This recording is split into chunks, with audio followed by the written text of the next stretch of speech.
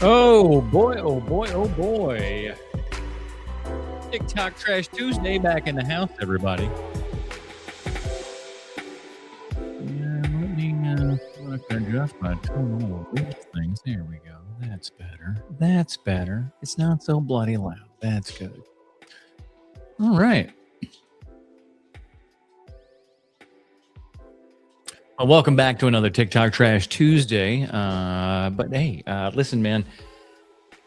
I don't know what the hell's going on with this channel. I don't know what's happening. I think YouTube doesn't like me. I don't think YouTube is wanting to get any of my stuff out there to anybody. Oh, it does a portrait segue. That's the wrong button. I want this one. So yeah, I don't know. I don't know what YouTube is kind of just blocking everything that I'm doing. I put up a pretty good video that I thought was decent. Zero traction. And it's like one of those, oh, you want to make something that is equivalent to kind of what you've been, normally producing and everything. And the algorithm goes like, oh, your fans enjoy this one. You got over 10,000 new subscribers on account of a cooking video. And when you put out another cooking video, how many of those subscribers do they show it to? Goose egg. So I don't know. I don't know what's going on there, but I'm doing what I normally do, which is keep taking swings, man. I don't care what's going on. I don't care how things go. I don't care if I've got 0 people watching, 1 million people watching. I'm going to continue to do the same shit, hopefully, and do it good enough to the point where somebody will actually notice. And I hope that you'll notice and hit that like and subscribe button, or just at least fucking hit the like button, for God's sakes. It's so easy to do. You just go right there. So simple. I really appreciate it. And if you're the dirtiest of dirty babies, and there's only one person watching this right now, so you're the one who gets to be in charge of this shit. Check this out. I'm going to show you a video. I'm not going to play the audio for it because there's no reason for it. But this is what it looks like to hype a video, everybody. Just right underneath the thing where the thumbs up is, swipe that to the right, hit that hype button, and then you'll be able to actually hype this video and get it out there. It's kind of like a super like. It doesn't cost you anything. It's super simple to do. So if you really, want to help this channel out, just hit that hype button, hit the like button, hit the subscribe button, hit the hype button, all that kind of good crap. I don't want to harp on that all the time, but it is something cool that I don't think a ton of people know about or understand completely, that it exists on YouTube, because I think a lot of times people watch the bigger YouTube channels, and they aren't actually, what's the word? Eligible. They're not eligible for the hype button and everything because they're over X amount of subscribers. I'm a tiny little nothing channel. So that hype actually means a whole hell of a lot if you awesome people want to hit that. Oh, my God. That is a little soda coming to me. Bronson, will you have a seat, buddy? He's just eating, and now he's like walking around just trying to, I don't know, fucking work it off or something. Anywho, we got another TikTok Trash Tuesday here for you. We got a lot of stuff to talk about. Some of it's going to be interesting. Some of it, I'm not sure. There's a couple of clips in there that are mighty long, and I try to stay away from the mighty long ones as long as I can because honestly, it just, you got to break up the show a little bit. But hopefully, fingers crossed, some of these long ones will actually be good ones. But let's go ahead and get into it without further delay. TikTok Trash, number 33. Let me hit the right buttons here so I can get all my, there we are.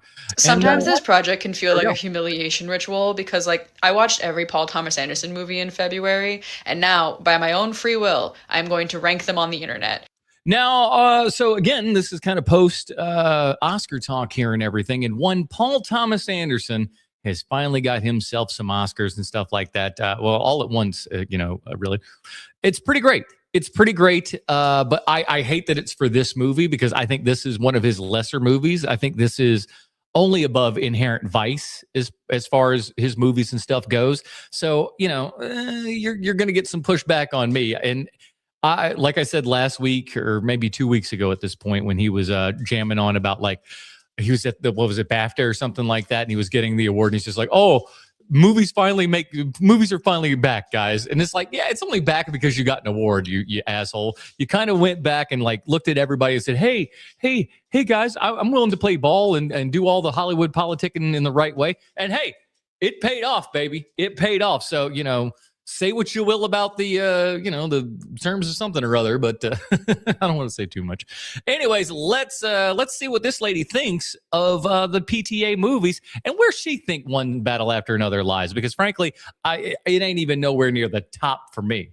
which I'm sure everyone will be super cool and chill about. In last place is Licorice Pizza, which is actually the only PTA movie that I like actively didn't like, and I'm so glad I was not. You know what I really like about this movie? The movie's good. The movie's pretty good. It's not amazingly good. It's not, top. It's not the Mount Rushmore of PTA movies and everything, but pretty good performance there by the younger Hoffman and the gal from the music group. I'm not aware of. But yeah, I like the idea of the movie and stuff. It was pretty good. But the best part about the movie is Bradley Cooper playing John Peterson. That's the best part of that whole damn movie, is him just like trying to get a waterbed in his house and everything. And if you know who John Peters is and you know the John Peters lore, it's delicious. It's so good. Around for the internet discourse surrounding it, because I actually kind of don't care about the age gap. I care that it's boring. Next is Hard Eight. Hey, listen, I will give it to you. At least that is enough of a decent take. I will take someone's opinion when that's their opinion is I was bored. That's fair enough. Which is by no means bad. It's actually like a pretty remarkable debut. I just was more into it when it was about gambling than when it was about crime. But even still, the whole way, Philip Baker Hall's performance is so compelling. Philip Baker Hall absolutely rules in that movie. John C. Reilly, of course, in one of his kind of early, I would say more breakouty kind of roles and stuff like that. I think that's when people started to kind of really notice him. And of course, he continued to be cast in Paul Thomas Anderson films until that point when one day John was a sweetheart and said, "Hey, man, just because I'm your buddy doesn't mean you have to cast me in all these movies. Just wait for a part that's actually right." And he's never worked with him again. I say what you will. It feels like you may have no roles for him at any point. Okay. I famously don't really like Joaquin Phoenix. I find him very disquieting as like a person and an actor. Well, at least you put Inherent Vice near the bottom. I will granted credit where credit is due. But he was so good in this movie. Like, I really ended up enjoying it more than I thought I would. I think I do need to rewatch it though, because I was pretty tired, but I had a good time. You were tired because you were bored with it. Master is way better than number 7, I would say. Ranking The Master just above Inherent Vice, because in this, Joaquin Phoenix's whole thing does activate my fight or flight. However, the key difference is that Philip Seymour Hoffman is here, giving he is so good in that movie. Damn, he's good. One of the performances of his career. And also low-key, so is Amy Adams. Fantastic. Oh yeah. Amy Adams does not get enough praise for her role in that movie. Absolutely. Thread is one of those movies where I'll watch it and be like, wow, this is an incredibly well-made, well-acted, beautiful-looking movie. But people go fucking feral for this. And I have just like never connected to it like that. I don't know what it is. Maybe one day, but for now it's pretty middle of the pack. I could understand that viewing. For me. I was excited to finally get to watch Magnolia, which I did enjoy. I was a little confused sometimes, but a lot of that is because Maybe we were all confused in 1999. Yeah, we were all confused then. We were just like, what's happening here? But like when you really go back and think about Magnolia and how fucking young Paul Thomas Anderson was while Magnolia is going on, it kind of lets you know who that dude was, man. What a smart dude who's just like, I know what I want to see on screen and I can actually, make it happen and stuff. It's so cool. Just not a man with a father. It did end up feeling like a Robert Altman movie on cocaine, which is so crazy. That is a great way to describe Magnolia.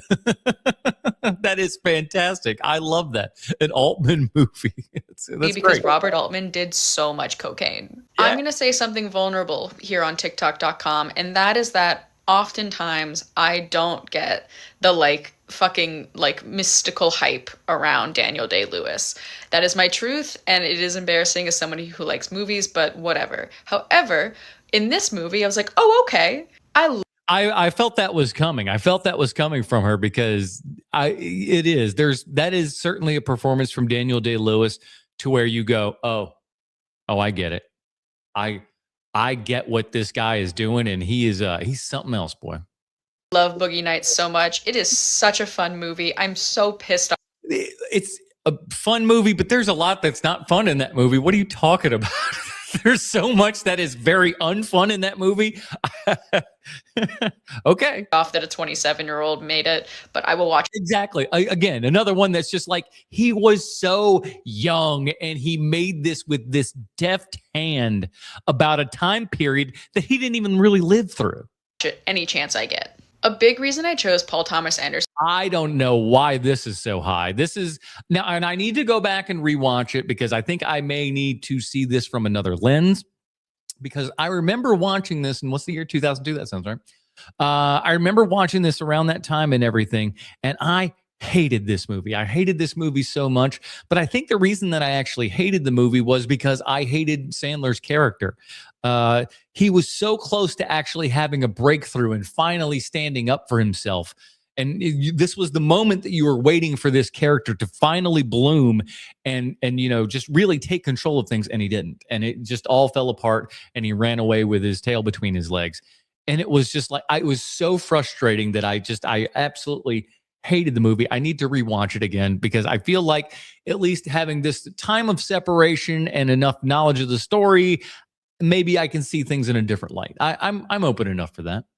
For this challenge is because of the few movies of his I had seen, I didn't like a lot of them, and so I wanted to give them a second chance. And this was the biggest surprise because Punch Drunk Love went from 3 stars to 5 stars, and that might be because I watched this in a state of like mental and emotional psychosis that was so perfectly tuned to this movie that I literally like 10 minutes in was like, oh no, I get it. And unfortunately, I am Barry.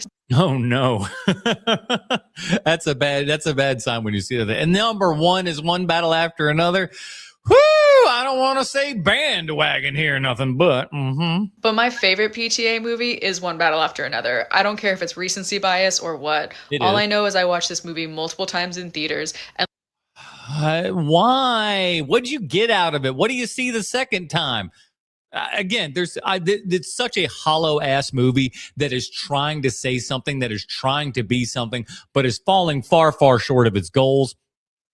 Yet, and the worst part is that it thinks it's saying something. It thinks it's getting across a message, and it's not. Well, it is, but like it could be so much. It could be so much better than what they're trying to do, which is kind of like a blech. Yeah, she lost me on the last 2. She don't know what I don't know. She's recency bias. She said it herself. She even realizes it's that. I loved it so much that I was like, I got to give this guy's filmography a second chance. Wow. Tune in next month for Elizabeth Taylor March. Elizabeth Taylor March, you're going to have that's a wild ride in and of itself. So good luck to you on that one. The real reason why all movies are ugly now is way more depressing than you think. All right. So you know I had to stop it right there. I had to stop it right there as I'm flipping through TikTok, and I'm like, I think we all really know why movies look as bad as they do right now and why movies are kind of ugly. And it's got to do with film versus videotape. You know what I'm saying? Or in this case, digital, because it was still digital on videotape at one point. Just in case you didn't think I know a little bit about the history. But it looks bad now because the science is gone. The science is gone. The magic trick of film is gone, because film is 100% a magic trick. It's a magic trick. It's a science experiment. It's all of those things, and it's a gamble. Video is not a gamble. What you see is what you get, and you would think then that the odds of things looking better and getting more aesthetic, getting more pleasing, because they know what they're getting. They're not gambling. They know what the outcome is, and yet things are getting worse. Let's see what he's got to say. Why do movies look so washed out and ugly now? Why do they look so bad compared to movies that came out prior to, say, 2010? Some say it's because of all 2010. All right, that's a weird one, but let's see where he's going. all the CGI. Some people say that it's because everything's shot digitally instead of on film. As you just heard me say, and I think that is a big giant reason, and it's been going on since before 2010, but we'll count it. And some people say that it's these horrible color correction techniques that make things look all colorless and muddy. But There's part of that. There's a handful of that. I think part of it too, and I was yapping at somebody on the internet today about this, about why Netflix movies look the way that they do and how they seem, at least from a visual standpoint, very often to be of a lesser or differing quality than what you would see inside of a movie theater. And the reason for that is, by and large, is because Netflix has a certain, standard of like, these are the cameras that you can use. These are the frame rates. They have all of these stipulations that all of the filmmakers must use in order to have something that is quote unquote viable for Netflix. So as you might then imagine, if you have a restaurant and everybody's using the same ingredients, most of the stuff's going to taste the same. You're only picking from 5 things, so it's not going to be too wild and diverse here. And I think that comes across in a lot of digital stuff now, is that it's just easy, and especially if it's done for a service like Netflix, it's done with this very canned attitude. None of those things really explain it. It's actually because of one cost-saving measure that every city and movie studio started doing in the 2010s. Cities mostly used to be lit by oil lamps, but in the 1970s, after an oil crisis, they were all replaced by sodium vapor and high-pressure sodium lights. Are we really about to make the sodium vapor light thing and say that's across all film? And okay, let's again, I'm like, these lights give off distinctive yellow and amber glows, and the color and texture of these lights gave every movie from the 1970s to the 2010s its distinctive vibe and atmosphere. The quality and texture of these specific lights became the vibe of movies that we grew up with, and became visually synonymous with what they were supposed to look like. The look was so distinctive that many of the studio set lights manufactured for Hollywood films were designed to emulate the glow that they gave off. However, I mean, are we not we're just talking about color temperatures here, though? Not for nothing, but you can make picture A look like picture B, or picture B look like picture A, depending upon, like, with pretty relative ease. I agree, and I hate it, and I hate when I'm driving around at night, and not only are they not white lights, they're so white that they're blue, and then it looks like a fucking alien is coming down and stuff. I hate that.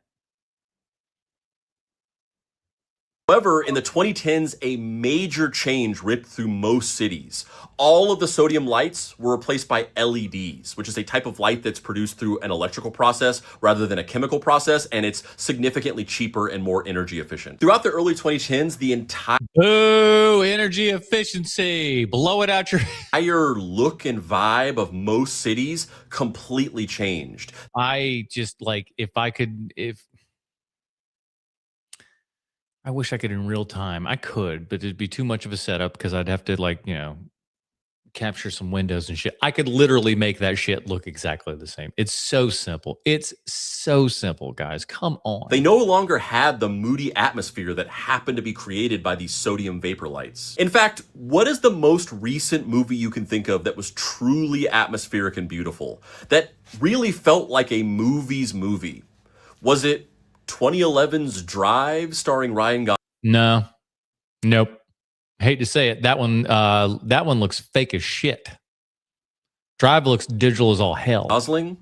Well, that's funny because that is the very last film shot in LA before they switched all of the sodium lighting. Doesn't matter. It's still, I mean, I'm just talking about cinematography here. Again, he's getting burnt on some color temperature stuff like that, and like it's fine and good, and like I think there's an argument to be made, but I don't think the fucking city street lights affects the entire film industry like that. I mean, it's a fun narrative. It's a fun little game that we've come up with here, but let's be honest, how likely is this to be the thing? To LEDs. And along with the city streetlights, the film industry also started to adopt LEDs, both to match how cities look now and also for the same cost-saving reason. It's mostly the cost-saving reasons. It's cost-saving reasons. It's energy-saving reasons. It's literally heat-saving reasons, because when you've got these giant 10K lights and stuff on you, you're melting wax, baby. It's so flipping hot.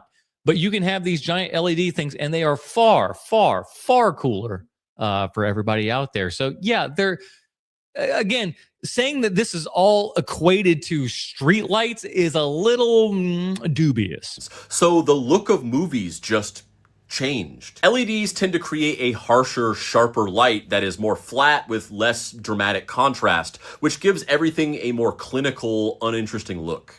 And again, you can always do... This comes off as somebody who thinks that they know what they're talking about, because it is light, like your camera, like all of these things, is another tool. It's another tool in the filmmaker's toolbox. And depending upon who you are and how you implement those tools, that's the success or lack thereof that you will get out of that. I always say that you can hand your little sister an iPhone and tell her to shoot you a movie, and it's probably going to look like ass. But if you hand that exact same iPhone to Steven Soderbergh, he's going to give you Unsane, right? Which is a cinematic looking movie that was shot on like an iPhone 6 or some shit like that, right? It's crazy. But it's all within the actual hands of the artists themselves. So giving this just kind of like blanket, oh, it just cheapens, it does this. I just say that it's such a cheap and easy out for you.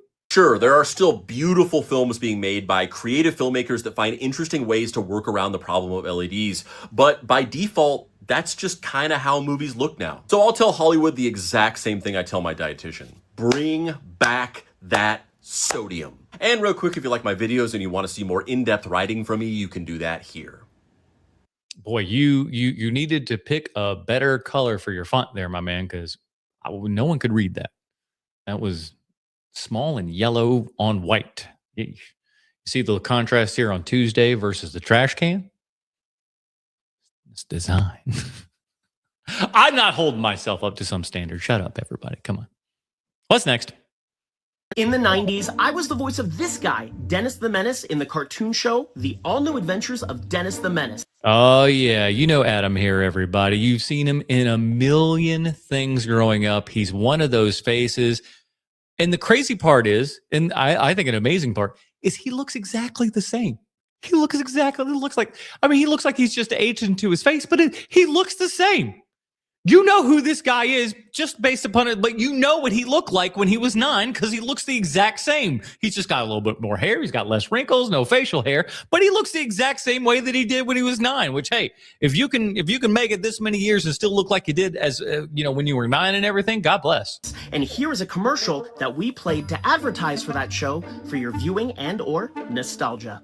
I only can have a couple of seconds of this because otherwise YouTube's going to kick me in the He's the 6-year-old everyone knows. Yes, no, Mr. Wilson. I don't even have to turn around.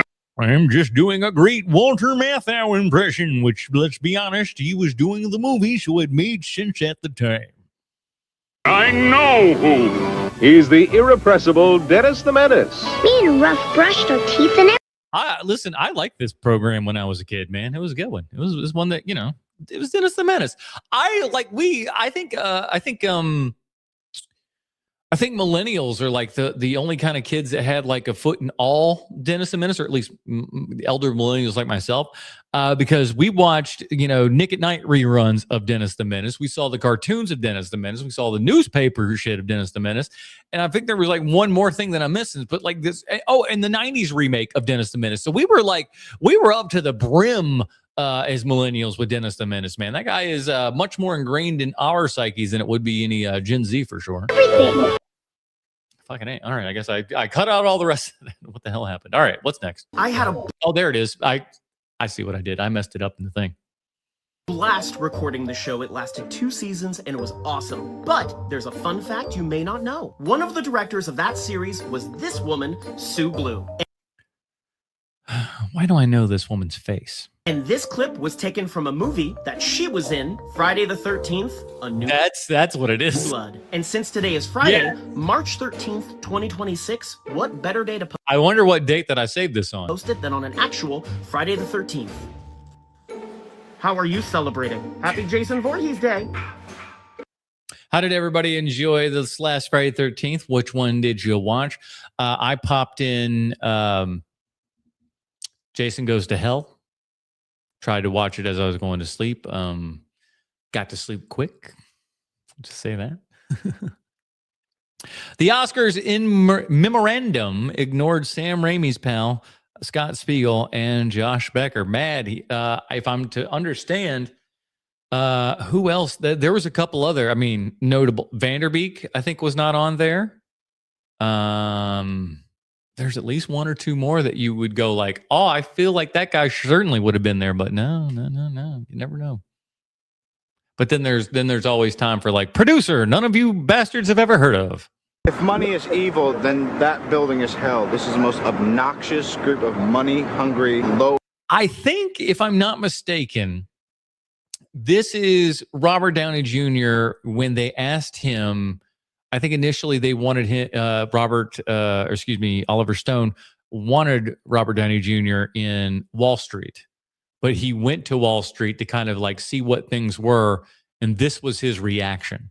IQ, high energy, jackrabbit, fucking wannabe, big time, small time, shit talking, bothersome, irritating bunch of motherfuckers I have ever had to endure for more than 5 minutes.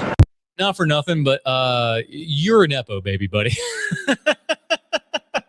You are a Nepo baby who got into this business because of your dad. I mean, you are Robert Downey Jr. He is Robert Downey Sr.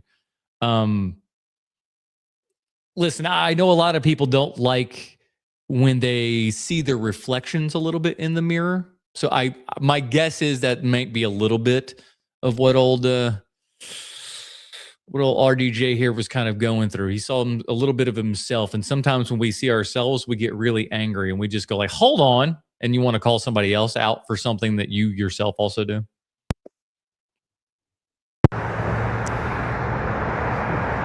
Am I missing something?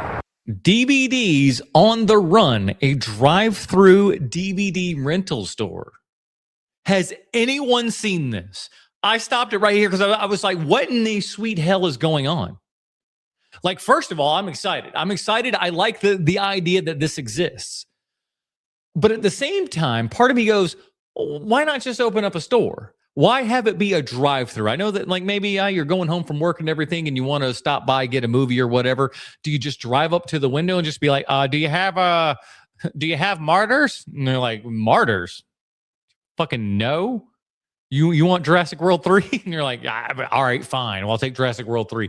And then you just pull up to the next window and then you go off. Is that how that works? I want DVD stores to exist. I want rental places to exist.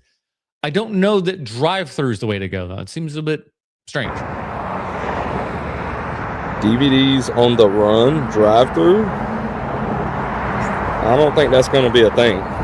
And it's a new building, too. That's the crazy part, is they got enough money to get a new joint. They're not just putting in, all of their POS systems into a former, Jersey Mike's or something like that. No.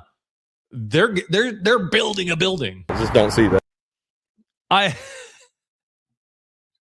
don't know, man.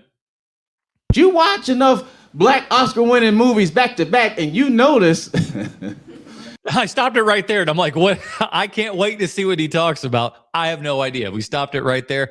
Let's go. A trend. There's one or two ways for the most part that black people win Oscars, and that is for either depicting black trauma or playing a slave. Well, yeah. And I mean a slavey slave too. Like you can't be like, yeah, like this ain't your first day on the plantation. You got to be like. I just got a great idea for a horrible comedy that no white guy could ever do. It's done in the antebellum South, slave times, and it's the slave's first day on the plantation. He's brand new there. He's super excited about the job. He just thinks it's a great opportunity, and he wants to work really hard. He doesn't quite understand what slavery is per se yet. And it's a comedy about him coming to grips with the tragedy of the Civil War. He's going, hold on, what's going on now? He's very Pollyanna. He's just kind of like, he's having a good time. It's terrible. I can't make that movie. Maybe you can. A vet in the slave game, dog. You play a vet slave, you getting an Oscar, or at least a nod. And I don't like that shit, man, because it's like, yo, we can do other stuff too. This ain't the only way we can get an Oscar. I'll be watching. Well, I mean, to be fair, Denzel Washington won an Oscar correctly. You are right. He was a former slave for Inglory, right? But then Denzel wins another one, if I'm not mistaken, or he's at least nominated. I know he's nominated. I'm fairly certain he won, though. for Malcolm X. Malcolm X, most assuredly, not a slave. I think like I would have been sitting in this audience and then this realization would have hit me. And then I would, for maybe in the wrong way, maybe meanly so, I wouldn't think anything else was funny because I'd be like, wait a minute, Denzel won for Malcolm X. This doesn't hold up. I get that way with comedy sometimes. There was a guy once I remember in an open mic thing, he was talking about, what do they do with all the mutants that don't have cool powers? And I was just like, Genosha. I'm like, that's the answer. Like they literally send all the misfits to Genosha. So I'm like, Grant Morrison told us all about this. So I'm like, it's a thing. You asking this question negates all of your comedy. It's gone because they've already answered it, 15 years prior to when this thing happened. All these movies, Morgan Freeman, he had to drive that white lady around.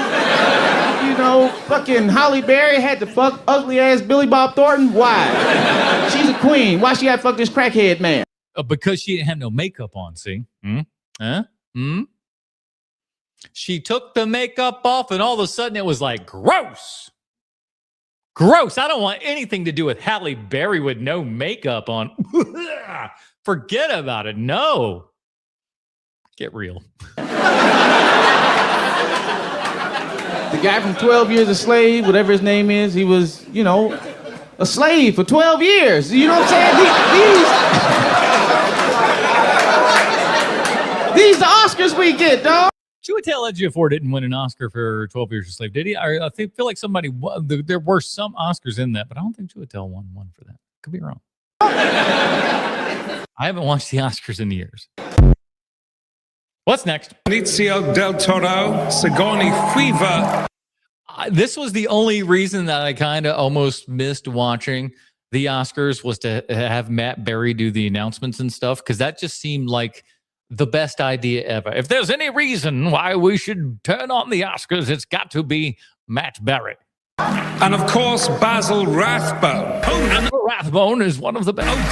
Antonio Banderas. Amy Madigan. Renée Zellweger. Will Arnett. Channing Tatum. Denzel Washington. Glenn Close. Disney Cruise Line. Here. Disney Cruise Line. What? On ABC, Burger King. Burger King. Come on down to the Burger King and get yourself a Whopper. A Whopper is also a nickname for my penis. Scum. Wagner Moore. Together we can keep climbing. Delroy Lindo. Los Angeles. The best Whopper you've... The best ever tasted. Marilyn's movie costumes. Bill Pullman and Louis Pullman. Demi Moore. Best picture. Demi Moore. When magic meets the sea. Well, that's live TV for you. That's live TV, and I've been drinking since 4 p.m. Anyways, here's Sean Penn's avatar to take his Oscar for him or some such shit. Which, by the way, I don't know that we're going to talk about any of that within the aspect of any of these videos or anything. But Sean Penn winning for that movie, whoo, what a piece of garbage, bro. Absolutely terrible. And he was awful in that movie. He was terrible. He was like playing Donald Duck the entire time. You don't think so? Go and type in like Donald Duck military, and then watch One Battle After Another and Sean Penn's performance. If you don't see the same thing, you ain't looking hard enough. Best joke of the Oscars. She appeared in 74 movies. He appeared in 74 movies just last year. Please welcome Sigourney Weaver and Pedro Pascal. That is a good joke. And not a bad cold read, I'll say as well. Just for everybody that shits on Adam for not being a reader, I read that cold and it was pretty damn good. Hey, horror fans, here's Hey, CHH, what's up, buddy? something crazy I did not know. Return of the Living Dead, oh yeah. Remember this DVD release of Return of the Living Dead from MGM? This is a glow-in-the-dark DVD. If you look really close, you can slightly see the outlines around the zombies. So if you get your room really, really dark, or if you're getting enough of that Zaza, this DVD will glow in the dark. Now, because it's so old, it doesn't work that well, but if you have this DVD... There's a certain thing within like that, those kind of glow in the dark things, certain, not Indiglo stuff, but whatever the old there's some old kind of mineral things or whatever way back in the day that they had for watches and stuff that would essentially make them kind of illuminescent and glow in the dark and stuff like that. And over time, those that would degrade and you couldn't see crap. And this is much the same way. Go find it and put some bright light on it and then go in a pitch black room and you will see this outline show up in the pitch black. Spooky. Good job, Adam. Have some Adam smack. All right, what next? If I got nominated for an Oscar, I would probably try and win. I'm gonna say that's a sound strategy. Sound strategy. I would try and win that award. Why aren't the rest of you thinking like this? You know, she could actually come through and like save Hollywood and everything. She could be the one. She's telling what you need to know. If you want to win an Oscar, how much you try, you sons of bitches. Exactly.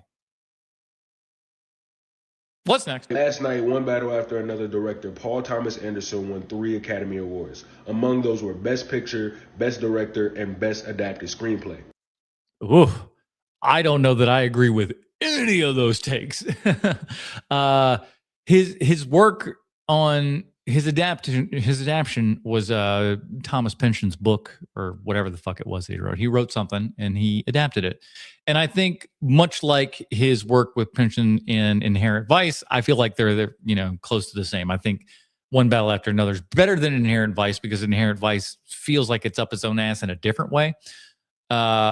But yeah, I don't care for any of those. Best Director, no. I don't think it's Ryan Coogler either, just so you know. Best Picture, certainly not. But again, it's the Oscars. None of this is about what is the best. It's all about politics and bullshit. And maybe Michael's going to talk about bullshit. I don't know. Now, for many of you, he was your villain of award season and for the Oscars period. He was the one you didn't want to see win. A lot of you hated One Battle After Another. Yes. A lot of you loved it clearly, but a lot of you hated it. Whether it's Sinners fans, Hamlet fans, Marty Supreme fans, none of the above.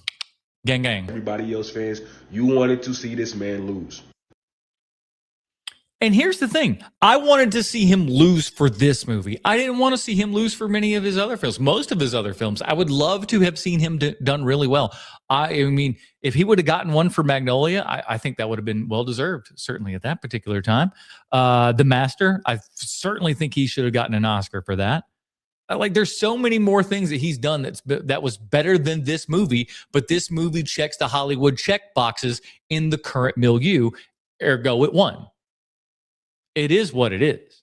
I'm not going to quarrel with him being the villain of the season and you being upset about this, but I want to redirect your anger for why he is your villain, okay?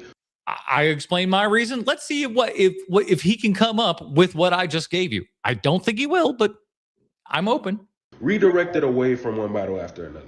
In order to do this, we have to rewind 13 years before the release of One Battle to see his film The Master being released to the public. I just told you how much I love The Master. Now, The Master is a film that many would say should have gotten the recognition that One Battle After Another should have gotten last night. Correct. It's a tremendous film. I think it is a far superior film in its quality. 70 millimeter. It's just so gorgeous looking.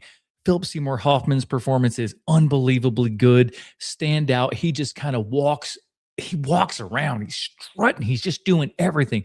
And Joaquin his performance is so subdued and subtracted and kind of just in himself and everything. And he's so, he lost so much weight and he's gaunt and it's so good. A number of reasons. So you may be like, why? Why, if you think he made this great film, The Master, so many years ago, and you thought it deserved the act? I mean, there's The Master. I think The Phantom Thread is better than this movie by a long stretch. Why would he be a villain today? I will tell you why. Because The Master pretty clearly, despite what director Brady Corbet wants to say, had an influence on one of the primary award season contenders of 2025, which was The Brutalist. Now, my reason I never watched The Brutalist. Somebody just, I don't know. There are too many people who just go like, hey, here's a 3-hour movie. And I'm just like, you got to get me going for a 3-hour movie, man. You got to get me going. You got to have some hobbits and shit. I ain't gonna lie. For Paul Thomas Anderson being a villain is not because my hate for The Brutalist, simply because that movie is terrible. Never saw it, so I can't comment on it. I wouldn't assume to do so unless I had. I think you guys know the rules. With a lot of terrible themes, the form isn't great, not only because it is striving to be this grandiose, transcendental experience that is almost wholly just accepts that is what is good about movies instead of making us feel this. No. It's not because of those reasons. If we didn't have The Master, we likely wouldn't have The Brutalist. And if we didn't have The Brutalist, we wouldn't have to have sat here and watched Adrian Brody spout nonsense for like an hour on stage. What I mean, this is so great for me because again, as somebody who's been doing HMP for 10 years every night on every Sunday night, we've missed out on this. I used to kind of have it up on the secondary screen and kind of watch, from the wings and whatnot, but it got too distracting after a while and you just turn it off. But years and years of not watching the Academy Awards has been quite great for me. Him bitching about Adrian Brody going on for a set. Guess who never had to sit through 1 second of it, baby? This guy right here, because he's a genius. Don't watch this shit. It ain't for you. It's for them. It's a self-congratulatory jerk fest put on by a whole bunch of jerks. So why do you want to give them the time and the energy and the attention that they so desperately want? And I say desperately want because we are in the era right now where they're sinking. Was saying a whole lot of nothing. Like I just did. For not only his weak movie, but for his weak self. What? If your name is not Wes Anderson, do not touch Brody. Adrian Brody and Wes Anderson, they do have a good little it kind of works. He gets that quirkiness in check there. I like. He might get another award. I say all this to say, if you have hate in your heart and you're directing it at somebody, please make sure you're directing it for the right reasons. Hey, listen, if anything, I am always somebody who, when they hate, is hating for a reason. I don't just hate to hate. Trust me, there is hate that comes from my heart. It only comes from my heart. It doesn't come from, no, I'm thinking about it. I'm going, you know what? I hate this. You definitely don't agree with any of those takes. That's exactly. I am willing and open to hearing as many different, thoughts as anyone is willing to have. I'm willing to hear them. I'm not a closed-minded person. When Warner Brothers hired Joss Whedon to finish Zack Snyder's Justice League in 2017, it was supposed to be a rescue mission. Well, it was. It was a rescue mission, as we found out a bit time later. Old Joss Whedon stepped in because Zack Snyder had a death in the family, and a pretty close one. And so he had to step out. He gave Joss all the kind of everybody that really puts the death of this movie on Joss Whedon is stupid. I'm not saying that Joss Whedon made it better by any stretch of the imagination, but I'm not saying that he's the one who made this movie suck ass. No, this movie was going to suck ass no matter who was on it, right? He was entrusted with this movie. He was handed this movie and said, here are the things that we want to fix. We're going back to do these and fix these. You need to do them. You need to go fix them. Do these. Here are the parameters. Have at it. And he did that. What he did was pretty much what Snyder wanted. If it wasn't, it wouldn't be in the movie. Snyder still had final cut here and everybody. I promise you, he watched the last one and said, that's fine. Put that up there. He might have been going through it, but I think the man also knows, hey, I gotta sign off this thing at the end of the day. But you'll never hear him talk about that. You'll never hear any of the fans talking about that because it's easy and fun to ignore. It's fun to ignore the fact that he had to sign off on this shit. It didn't just go to Joss Whedon and Warner Brothers was just like, well, Joss, it's all your hands now. Do what you want. No. Snyder had stepped away from the project following a family tragedy, and Whedon, riding high from directing 2 box office shattering Avengers films for Marvel, seemed like the perfect choice to deliver a more accessible, audience-pleasing superhero film. Instead, what followed was one of the most spectacular professional implosions in modern Hollywood. Whedon not only fit— Now, I will say this, that may be true because of the behind-the-scenes stuff, because as many people kind of knew, it was like it wasn't exactly a Hollywood secret that Joss Whedon was kind of a shithead, you know? Sometimes when you give, ugly nerdies a whole bunch of rich and famous stuff, they get to kind of be assholes.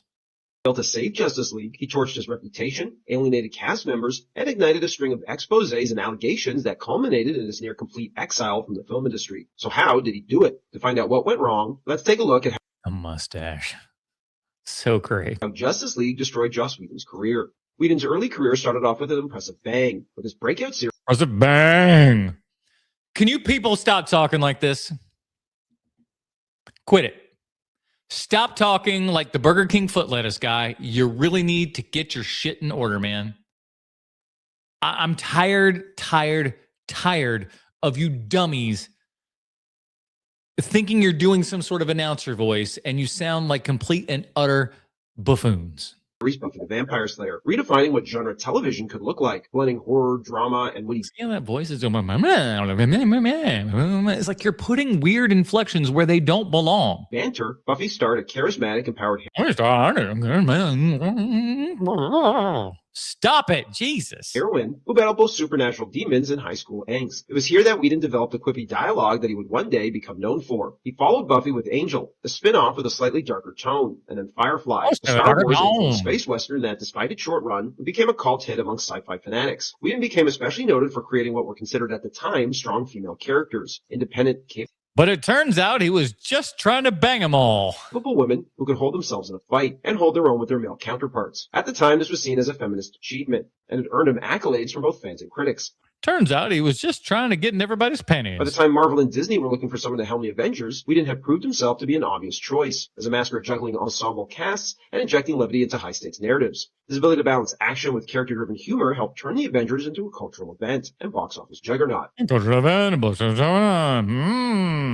The ripples of which are still being felt today. In the wake of Marvel's massive success with the Avengers and the wider MCU, Warner Brothers wanted their own interconnected superhero universe featuring their own characters. Under director Zack Snyder was chosen to spearhead the creative direction of what would become the DCEU. To distinguish this new universe from the MCU, Snyder's vision was darker, more operatic, and more mythological than Marvel's quippy, writer, crowd-pleasing fare. However, after Batman vs. Superman: Dawn of Justice received mixed reviews and underperformed at the box office. Whenever I think about all of these movies, they make me mad.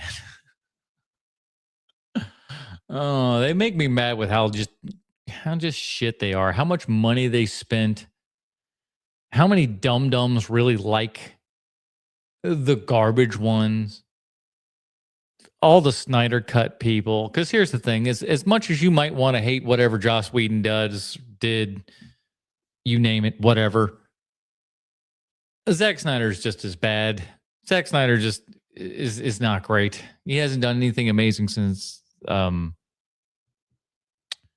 the Dawn of the Dead remake, Dawn of the Dead. Warner Brothers grew uneasy with Snyder's creative vision. With production of Justice League underway, DC's first major team-up film, executives began pressuring Snyder to steer towards a lighter, more humorous tone, similar to the Avengers, and would even hire Joss Whedon, writer and director of the Avengers, to rewrite the script. Snyder, tired from battling to maintain his vision and also dealing with a family tragedy, decided. I don't, they go rewrite the script. That's not where they were in the setup, dude. This is all a bunch of revisionist history from people that weren't paying attention at the time, and they go like, I think I know all the stuff. I did a YouTube video on this channel way back when about the Snyder Cut, about all of those things. Please go watch that. I'm a lot fatter. So that shows you how long ago it was.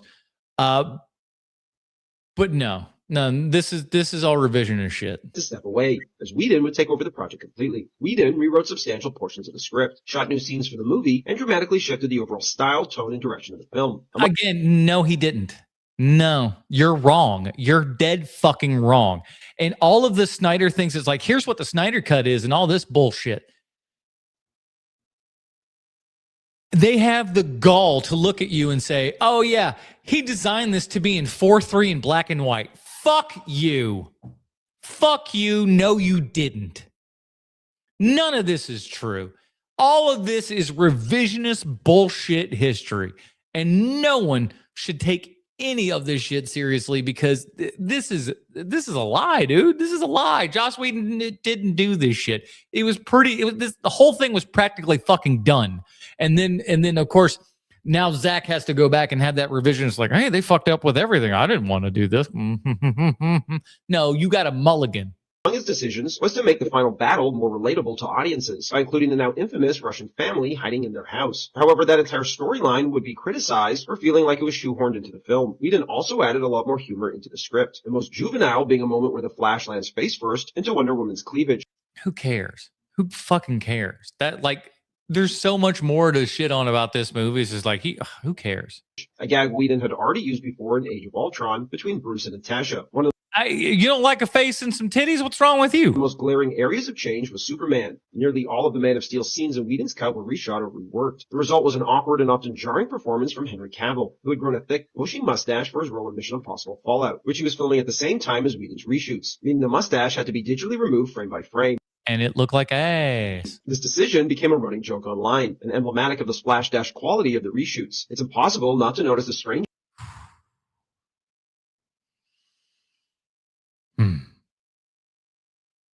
I liked the idea of the kind of opening that Josh kind of did. I like the idea of it, but like when you're looking at it, you're like, huh? What's wrong here? Shape of Cavill's upper lip in the reshot scenes. Most notably, the opening iPhone footage of Superman talking to a fan. Whedon also removed all appearances of the looming villain Darkseid, who featured prominently in Snyder's. Oh yeah, and then when it came back in the Snyder cut, it was so much better. It's the same shit. It's the same shit, people. Get over yourselves. Original cut. Though his presence wasn't significant, it was consistently felt looming over the heroes as an oncoming threat to prepare for, much like Thanos and the original Avengers. Whedon's cut erased this greater narrative arc, turning Steppenwolf into a generic villain. Looked awful. That was bad. All the Steppenwolf, the redone Steppenwolf, it's all shit. It's all shit. Whedon also added an additional post-credit scene. That one's fine. The idea of that Superman versus Flash, and it's quick. There's nothing to it, so whatever. When Superman and the Flash compete in a lighthearted race. This scene preceded Snyder's intended post-credit scene. Oh boy! And where did that get us? Where did that get us, boys and girls? Nowhere. Much more ominous Batman solo movie tease with Lex Luthor telling Deathstroke that Bruce Wayne is Batman. Oops-a-doodle. Nothing happened. Tonal whiplash between these scenes. But the Snyder Cut, everybody! The Snyder Cut! Symbolizes the larger identity crisis plaguing the film. Whedon's approach clashed so dramatically with Snyder's original vision that the finished film felt like two incompatible movies fused together. But worst of all, for Warner Brothers, Whedon didn't save the movie. A studio executive is reported to have said, when we got to see what Joss actually did, it was stupefying. The robber on the rooftop, so goofy and awful. The Russian family, so useless and pointless. Everyone. Y'all acting like the execs didn't approve of this shit. This is all hindsight from everybody going like, we didn't even know. No. All of you suck the. I'm trying to stay on YouTube. I knew it. It was so awkward because nobody wanted to admit what a piece of crap it was. The critical reception was equally damning. Oh man, 86% though with the audiences. And with production costs having massively exploded through the excessive reshoots, Justice League failed to break even financially, forcing Warner Brothers to reassess their entire approach to the DCU. Yeah. How's it been working out? Planned sequels and spin-offs were shelved or delayed, and the studio's ambitions for a tightly... Oh, boy.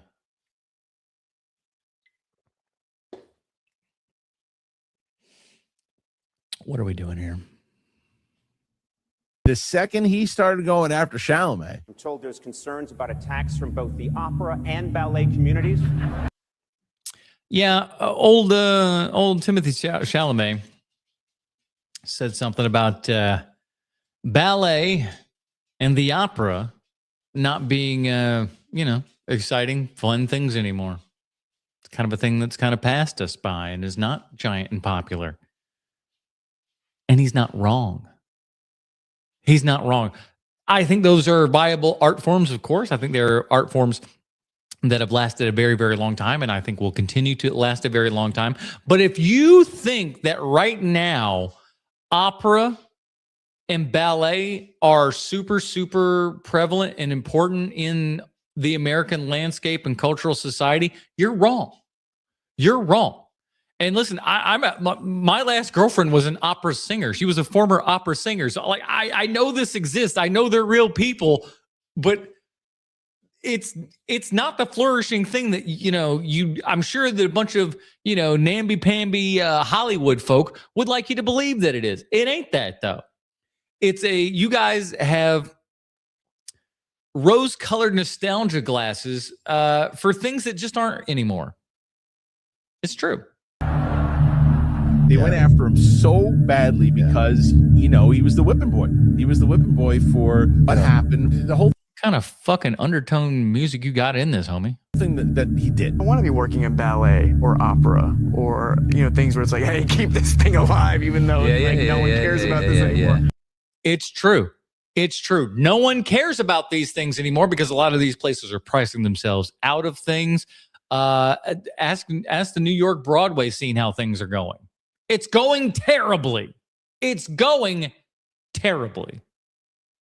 So no, these things are not popping anymore. All right, they're not a thing. So you just going like, but it's still a good piece of art form. That's fine, but it's not a thing that people are passionate about anymore. Now, if and you want it to be that, perhaps you ought to start pushing in that direction. But until then, you can't be complaining about it if you ain't going to opera and you ain't going to ballet. I only been to one ballet in my entire life, and it was by accident. I somehow won a contest of something, and I got 2 tickets to Edward Scissorhands. Now, I thought it was a play. I was like, all right, we're going to go see a play of Edward Scissorhands. This will be interesting to see, Tim Burton's movie kind of looks like it's out of a weird kind of play sort of deal. So, it feels like this would make sense. And then about 5 minutes in, my dad and I kind of looked at each other and we were like, I don't think there's going to be words in this. Everyone was just dancing around and it was a ballet, but we were watching a ballet of Edward Scissorhands. I don't know. By the end of it, I was like, well, it was interesting. Did it make me run out to go see a ballet again? No. Yeah. Because Chili knew, you're sitting in the front row like that. Yeah. He knew.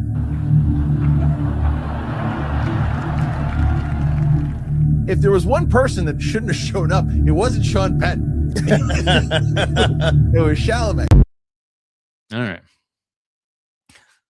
Those boys find themselves funnier than I find myself. I'll tell you that much. What are today's horror films actually about? Nothing. Today's movie's about nothing. We like the Seinfeld of horror times. Movies about nothing.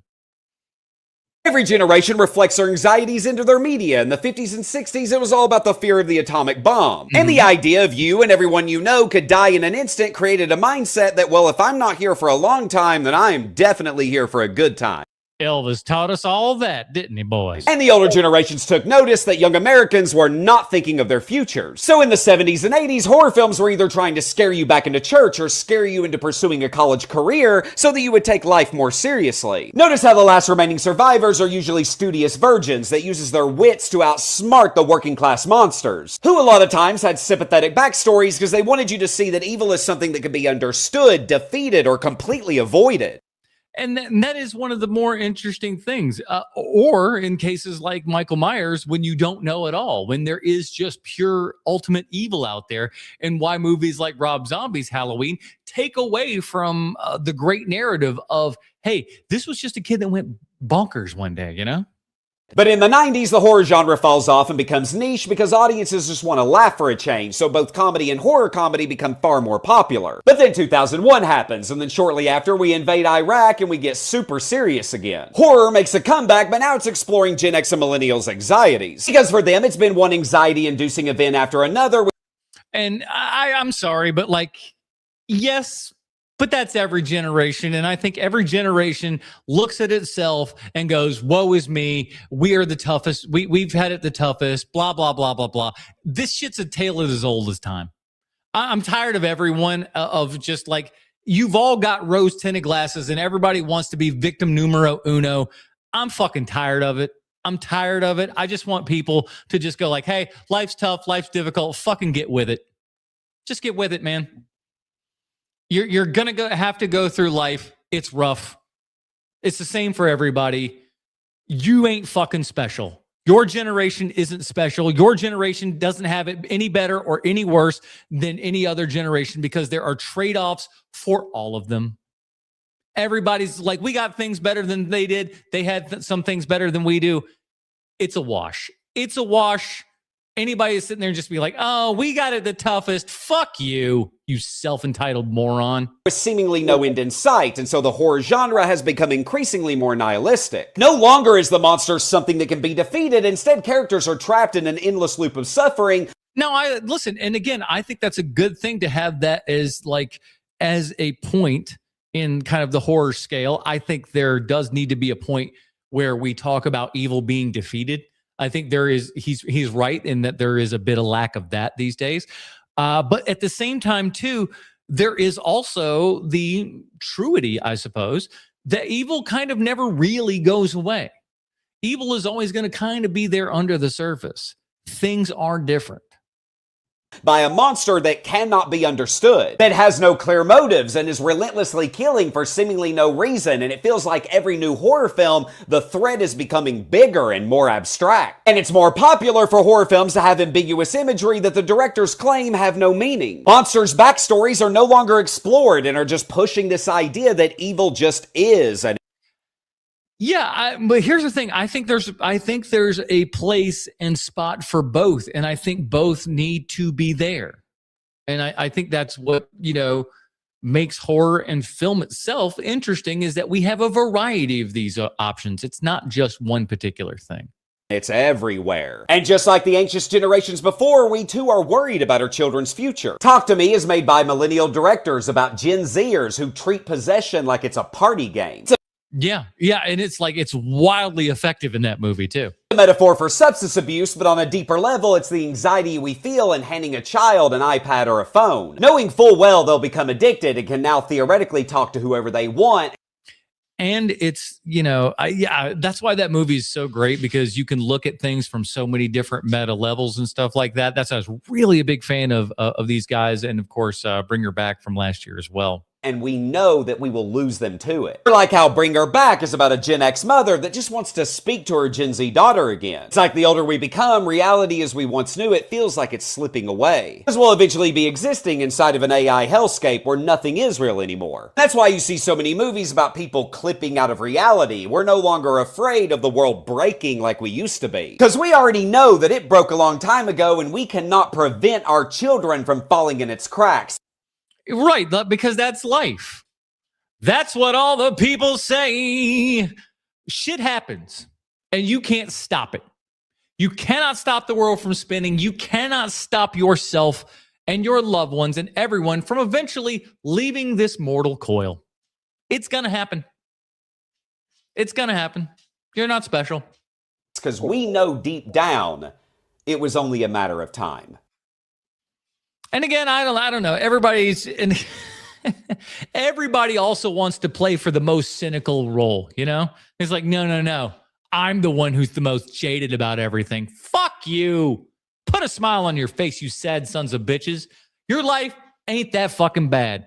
Out of all the things in the world, of all the places, of all the times that you could have been, whatever time you got dropped in, you're pretty lucky. You could have been dropped in a lot worse time. I can tell you that much. Oh, okay. Revenge tour begins now for Mr. Timmy Tim. He announced on his Instagram, Dune 3 trailer dropping tomorrow. How about that? Earlier today, we got an early look for Dune 3. Now, anybody see the Dune trailer? I think it came out today. I didn't watch it because I don't normally watch trailers. I might watch a teaser trailer, get a little hype, maybe, hopefully.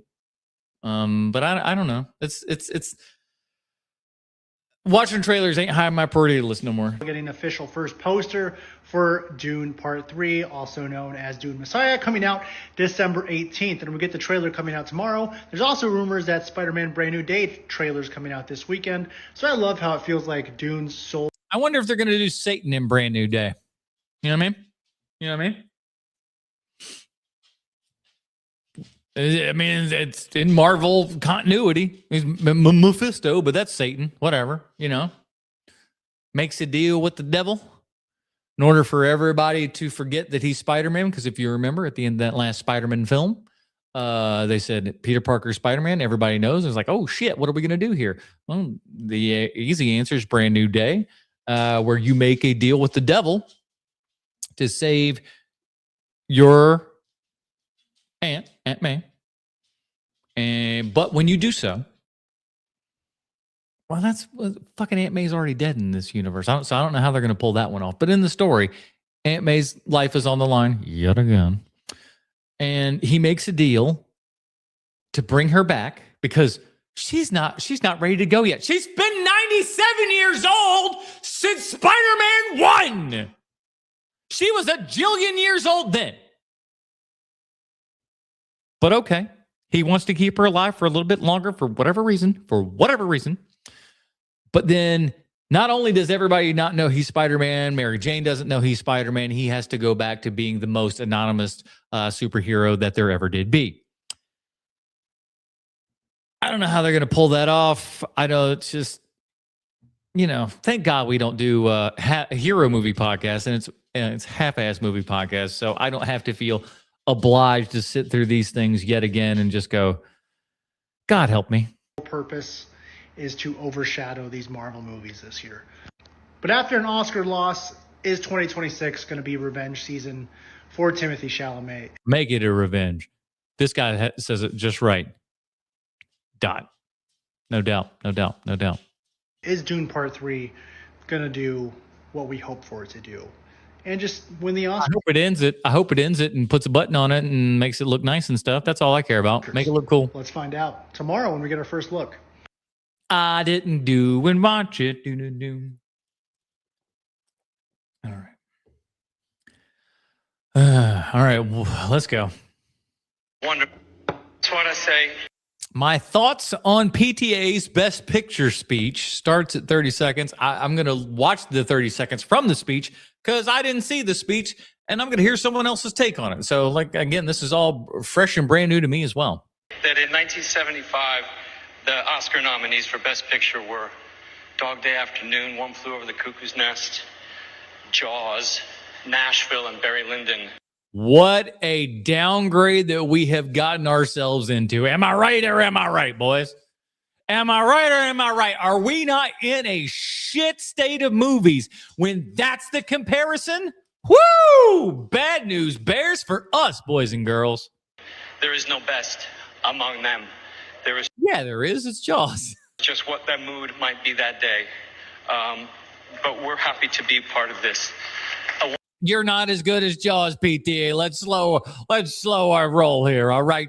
I know Jaws didn't win that year, but fuck you. That's my Best Picture. Wonderful, wonderful journey with our fellow nominees, our fellow filmmakers that even weren't recognized by the Academy. There's so many great films. Oh my God, kissing ass left and right. Oh my Lord. Knows. PTA, he knows. This was such a classy thing for PTA to do at this. Yeah, Paul Thomas Anderson knows what he's doing, ladies and gentlemen. He's playing the game. That's how he got those Oscars, is he played that game. What he's doing right now is playing that game. Without doing it overtly. He is kissing Ryan Coogler's ass and ergo everyone else's ass in a weird way. Because let's be honest, a lot of people really love Sinners and wanted that to win some stuff. And it won some things, don't get me wrong. I don't know if we'll go over those in this video because it is what it is. But it didn't win all the big ones. It didn't win Best Picture. It didn't win Best Director. It's like, moment. There was going to be Sinners and one battle after another. The winner knew that there would be a whole legion of people supporting the other. Right. Yeah. Film. And instead of just pretending like that's not the case, PTA addressed it pretty head on, right? And talked about the politics. I don't know. That seemed like a little dodgy to me. Just be like, hey, we're all winners. We're all winners. Just like PTA said when he won that BAFTA award, where all of a sudden he was just like, hey, we're all making good movies now. They say there are no good movies. Now that I got an award, this is a good movie. Movies are back. Movies are back because I'm winning awards. Oh, but you're good movies too. You make also good movies. So shut up, Paul Thomas Anderson. You sew up your own ass. To the Academy just because one battle after You played that game, PTA. You played the game and you won it. God bless you. But fucking Harvey Weinstein himself couldn't have done it as well. another wins Best Picture, it doesn't mean that any of the other films, except maybe F1, are less deserving. PTA knows what it feels. Oh, some smack on to F1. Listen, I wasn't wild about F1, but no, still. Feels like to lose an Oscar. He won his first Oscar yesterday after being nominated, I think, 14 times. Kind of fucked up.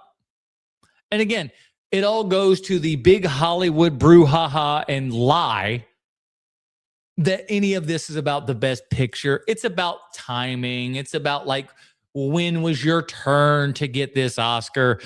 You know, when deserve it during your career or whatever. There's so many times where they give it to somebody who's not deserving of the Oscar. I think this is one of those cases. Really class act for him to tap into that learned humility. And I think they go, Ryan Coogler, he's a very young guy. He's got so many more years to him. Paul Thomas Anderson is in his 60s now, or damn close to it. So he's not going to be around forever and a day. So we want to give him his flowers since we ignored him for all of these great films. Let's finally give it to him for this one, even though it is lesser. And he took a moment at the beginning of his speech to really recognize the fact that it was a stacked competition. I am a white man on indigenous land. I'm surprised we didn't get one of those. All right, this dog is bugging me to use the restroom here. So I am going to do that real fast, and we'll come back for the second half of TikTok Trash Tuesday. I don't want to say that. That's not the one. That's not the one I want. Stand by. We'll be right back. That's what I'm going to do. So give me just a second here. We're going to quick walk of the old dog, and we'll be right back in the game, everybody. If I can hit the button.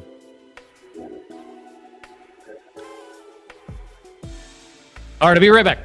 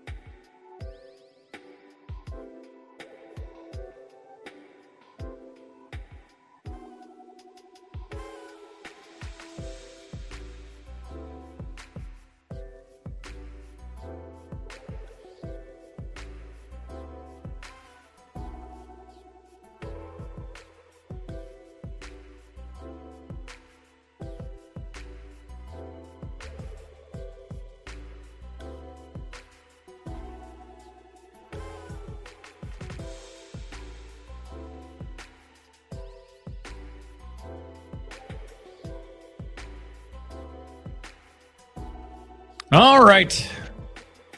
I go away and I come back to more viewers. Isn't that weird? When I start talking, the viewers disappear. Jesus Christ, dog. Go lay in your bed. My word. All right, let's get back into it. Of course, we here at the Oscars are always trying to figure out ways to reach a younger demographic.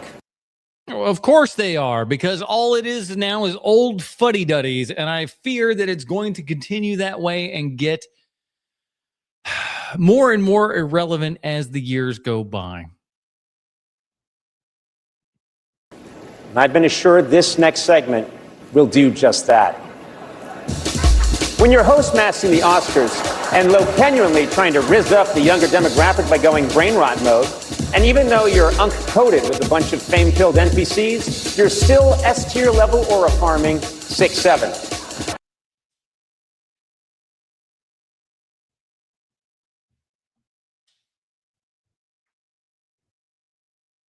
That's what y'all watching.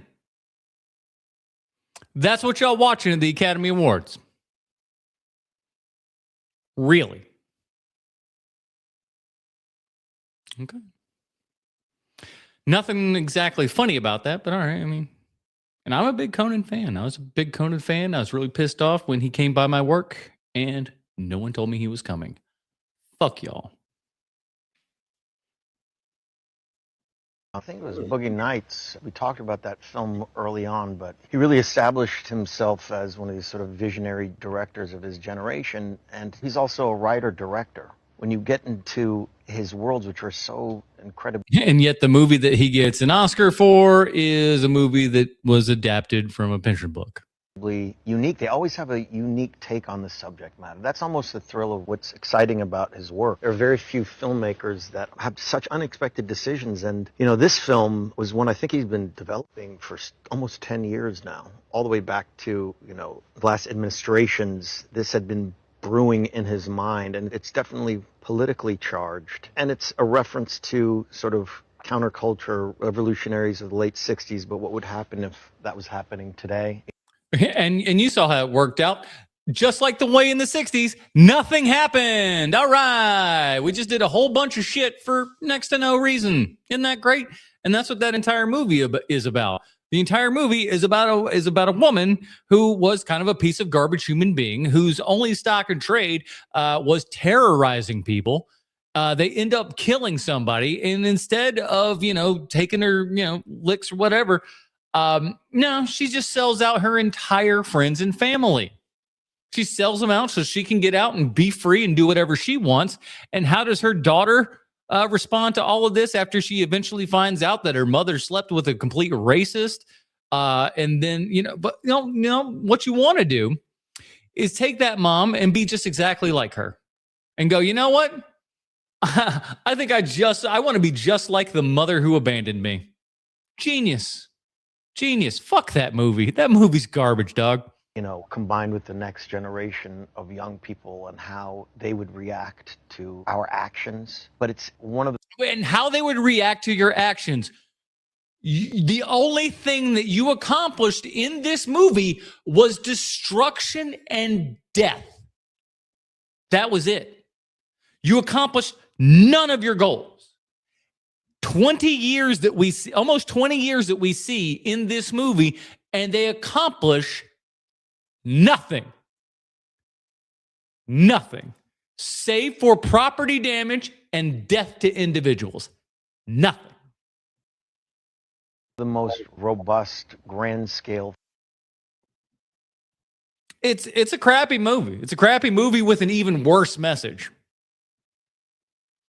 I tried to watch it, and it was a junk movie. No, it was something about, I think he's saying it. Okay, there you go. It made no linear sense and didn't even need to be made into a movie. And it had DiCaprio in it. Watched it. DiCaprio is fine. I got no problem with DiCaprio. I'm a giant Leonardo DiCaprio fan.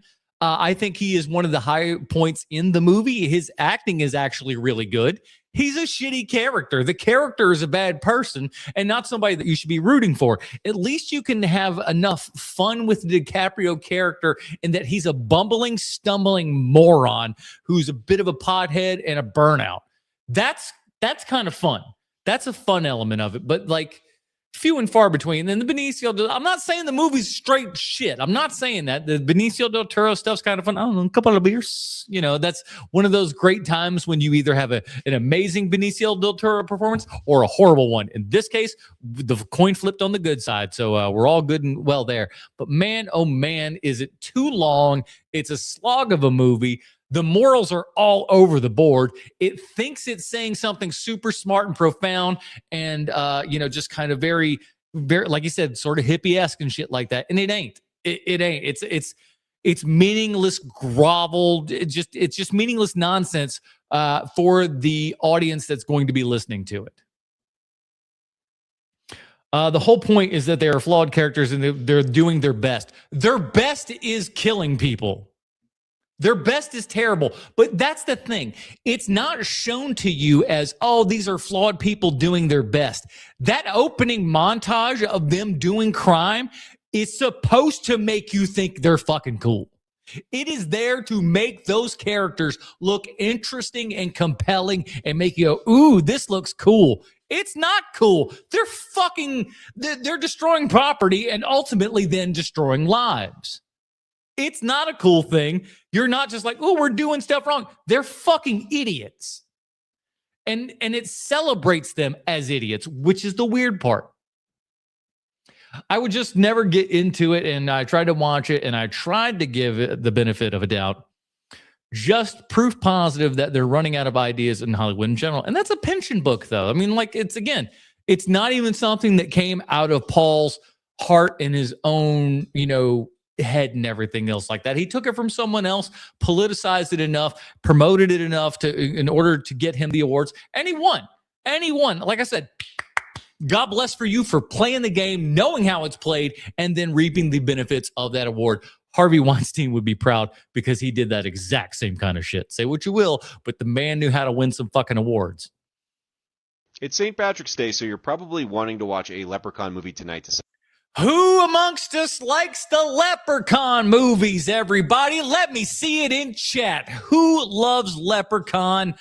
If you love Leprechaun, you've got a problem. I'm going to just tell you that right off the bat. You got problems. The movies are not great. They are not great by any stretch of the imagination. I've seen bits and pieces of all the sequels. I've only really ever seen the original front to back. I like the original. It's got Jennifer Aniston's original nose in it, which is fun, right? But I'm not a huge Leprechaun fan because it's stupid. It's stupid. Watch the first one. What else do you need to know? I mean, like, there's part of me that wants to see Leprechaun in the Hood just on account of the Hood portion of it, because it's called, hey, what happens when we put this Leprechaun in crazy, stereotypical, I think it was 90s, the Black in the Hood or something like, I don't know. Let's see what is let's see what our breakdown here is. Celebrate, all of which are currently streaming on Peacock. And I've got you covered. Let's play Rip It or Skip It. Rip it or skip it. Let's go. The original Leprechaun is a rip it, but I do think there are better movies in this franchise. Leprechaun 2 is not goofy enough to be so bad it's good. It's also not coherent enough to even be enjoyable. That's when you got a bad one, though. When it's not goofy enough to be bad, but it's not like well put together enough to be actually decent in any other stretch. You're just kind of going, I don't know. Never seen the Leprechaun movies. You do need to see the first one. You need to see the first one because it is stupid. You get to see a very young Jennifer Aniston in her first major film role here and everything. Her nose is going to look different because she had plastic surgery. I know it's a little bit weird, but Hollywood and plastic surgery, it's real. But it's such a dorky, stupid little film. But like, honestly, that's all you need to see. Let's see if Pat thinks we need to see more of them, though. Definitely a skip it, one of the worst ones in the franchise. Leprechaun 3, on the other hand, is one of the best in the franchise. Leprechaun running amok in Las Vegas. This is definitely a rip it. One of the most gone. Las Vegas. All right. Okay. A major film role. Hey. For her, that was a major film role at the time. She's the lead in that film, So fucking horror sequels I've ever seen. Leprechaun in Space is actually a skip it for me, which is what? It sounds like the best of all things. You get a horror icon and you throw them to space, as you do. How we didn't have a Freddy in space, I'll never know. We got Jason X. That's Jason in space. Michael Myers in space would make a lot of sense. No noise. Mind-boggling. This concept should be fun, but it's an absolute fucking slog. Man, that's sad to hear. To get through. Unlike Jason X, which is one of my favorite Friday the 13th movies. Oh man, Jason X is awful. Jason X is a big old piece of shit. It's got one cool kill in it. That's it. That kind of dry ice kill where the face goes into the nitrogen there and then smashes and the face just goes explodes like that. That's badass. Everything else in that movie's trash. I'll give Leprechaun in the Hood a rip it, but hear me I'm to understand Leprechaun in the Hood is a lot of stupid fun. out. Because the real ones know that Leprechaun Back to the Hood is the better of the two. Back to the Hood. Lovely. Lovely. Movies. Regardless, though, these are both rip-its. Leprechaun Origins, regardless, both rip-its. on the other hand, is a skip-it. Leprechaun Origins. Was Warwick Davis in that one too, or no? A movie that perplexingly proves that more is sometimes actually less. I do not need this much Leprechaun backstory. Ooh, that's a good point. I've actually come around on Leprechaun Returns in recent years. It's the goriest Leprechaun movie, and it's directed by the dude behind Psycho Gorman. This is Ooh, I liked Psycho Gorman. That was a fun film. An absolute rip-it. Cool. Very, very cool. Fast and Furious in space. That's right. That's right. All the good ones go to space. Adam, you pretentious asshat. Leprechaun in the Hood is a classic. Willow versus Leprechaun, the crossover we need. MVD, there's a reason why we keep you around, buddy. You come up with some brilliant ideas, and it is only Hollywood's duty to fulfill those wishes, my friend. Timothy Chalamet drops this photo one day after the Oscars, and everybody's like, wait, hold on, we actually cool, bro. I like Dune. Then the trailer drops a few minutes ago, and excitement is higher than ever. But I'm here to tell you, you shouldn't care about this poster. You know the poster you should care about? This one. Why should I care about this one, bro? Who even is this? I'm going to tell you. This is Isaac de Bonkele, one of the greatest actors of the past 35 years. And I'm going to tell you what movies you need to watch from him to really appreciate greatness. And maybe you'll be more familiarized going into Dune. I'm excited. Who doesn't like to learn about new actors, new movies that you should be checking out, especially when it's like, you know, he's talking about it in such a passionate way that I can't help but go, what are we going to talk about? This is what you need to be doing on Movie TikTok, everybody, is exploring things that are outside of your normal boundaries. He Ghost Dog: The Way of the Samurai with director Jim Jarmusch, in which he runs an ice cream truck and becomes best friends and is in clear communication somehow, even though he doesn't speak English, with our titular Ghost Dog played by Forrest Whitaker in one of the coolest films in American cinematic history. Even earlier than that, he worked with Jarmusch on the film Night on Earth, which has 5 different stories set across 5 different cities around. I haven't watched as much Jarmusch as I should. I'm going to be honest with you. The world, and his Paris section alongside Beatrice Dalle is brilliant. I think he's great. Recently, he did The Brutalist, a film I didn't love, but his performance in his small supporting role was very good. Take your word for that. I say all this without even mentioning his most frequent collaborator, who was Claire Denis, in which he starred in her debut film Chocolat in the leading role. He also did White Material, and a masterpiece that is No Fear, No Die. Everyone needs to see that movie. He's one of those guys, like, I kind of recognize the face and stuff, but I don't know that I've seen most of these. He also did The Fence with Her, that premiered at festivals last year. It should be releasing in America this year, I'm assuming. So if you can, support that movie. I say all this to say, recognize greatness, because it will be on display in Dune 3. Right on. More exciting Dune talk, man. Let's go. Warwick Davis as well. Wait a minute. Warwick Davis as Willow in the Leprechaun. Michael B. Jordan as Smoke and Stack. You may be flying too close to the sun there, buddy. You may be flying too close to the sun. We want to live here, see? Oh, listen, I like this one. Dominic Toretto versus Leprechaun. They both got about the exact same acting skills. Let's be honest. Let's be honest. The Buffy the Vampire Slayer reboot was axed by an executive who doesn't like Buffy the Vampire Slayer. Well, that would seem to make sense. My name is Joe Russo. Hi, Joe. Make movies. Let me talk to you about why it is so important that the executives you work with actually like the thing they're working with you on. Yeah, one would hope that, because if they don't, you're getting kicked to the curb. We've seen it umpteen times in Hollywood. Good for Sarah Michelle Gellar for calling out a bad executive. There is nothing more destructive to a film or television project than an executive who does not get the thing that you are trying to make. Why someone would want to work on a Buffy reboot when they don't like Buffy is insane to me. There's a lot of people are saying, yeah, well, maybe it was because the script wasn't any good. You ever stop to think that maybe the notes they got from the executive who didn't get the material weren't good? What would the script and development process have looked like if they were actually working with someone who was a fan of the material? Now, I'm just going to kind of stop it here for half a second because I'm kind of thinking about it, because I was never like, I watched the first season of Buffy and I thought it was, I mean, like well after the fact. The series was done by that point. But I watched the first season. I was like, it's all right, fine, whatever. And I never really kind of got, post that first season there and everything. But is that not kind of a, like, that was Joss Whedon's thing and stuff, right? And we were just kind of poo-pooing on that guy earlier in the show. So he's not involved with this, I would imagine. I feel like he's persona non grata in Hollywood these days. Maybe he was kind of the magic that held this thing together, and maybe it was shitty. I don't know. I'm just speculating. Executives, I am begging you, when you take on a project, make sure you love it. We are pouring way too much of our souls into these scripts for you to be anything less than enthusiastic. Yeah, but if executives and stuff start changing hands and things like that, and the new person in there doesn't like what you're doing, there's not a whole hell of a lot you can do about that. Creatives and the executives are aligned. That's when magic happens. All right, Joe, that's a little bit la-di-da, but okay. There may be a great renaissance with production in the future, but it certainly seems like the cinematic experience is under threat. Right, because you guys aren't delivering anymore. Yeah.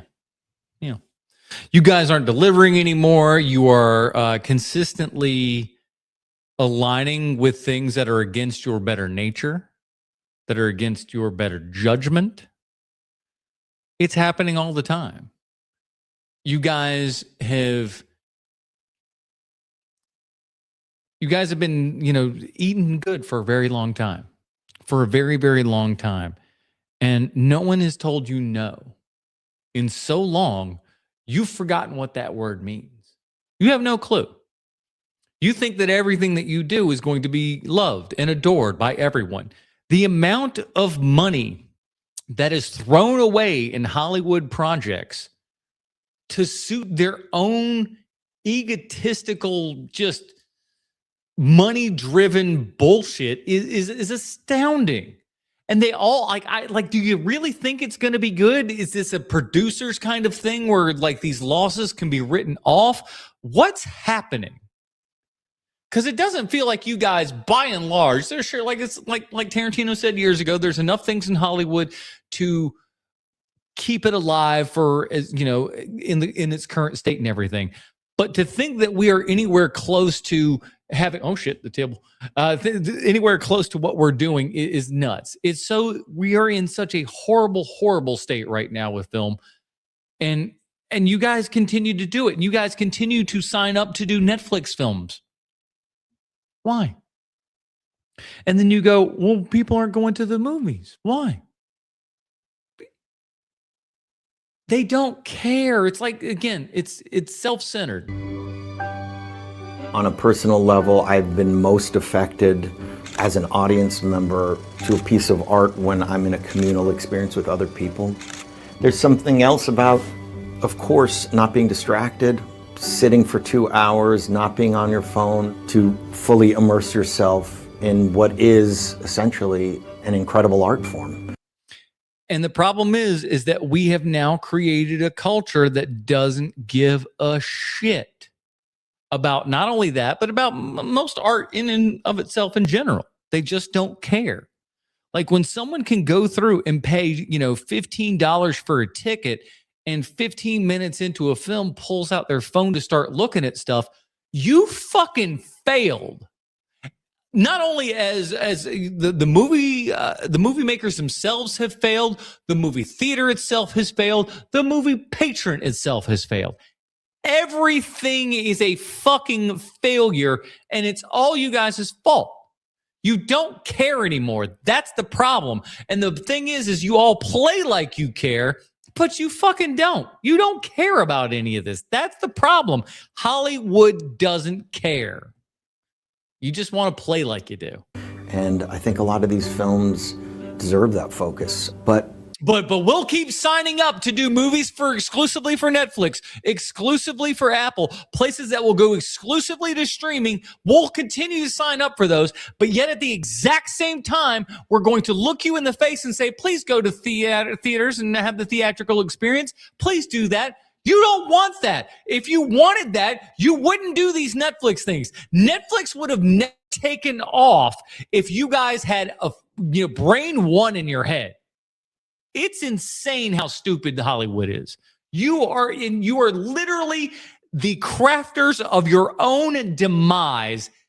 And it's actually kind of funny. It's so stupid. It's funny. I'm not here to push or advocate that people must see things in theaters. You should. It's your job, dummy.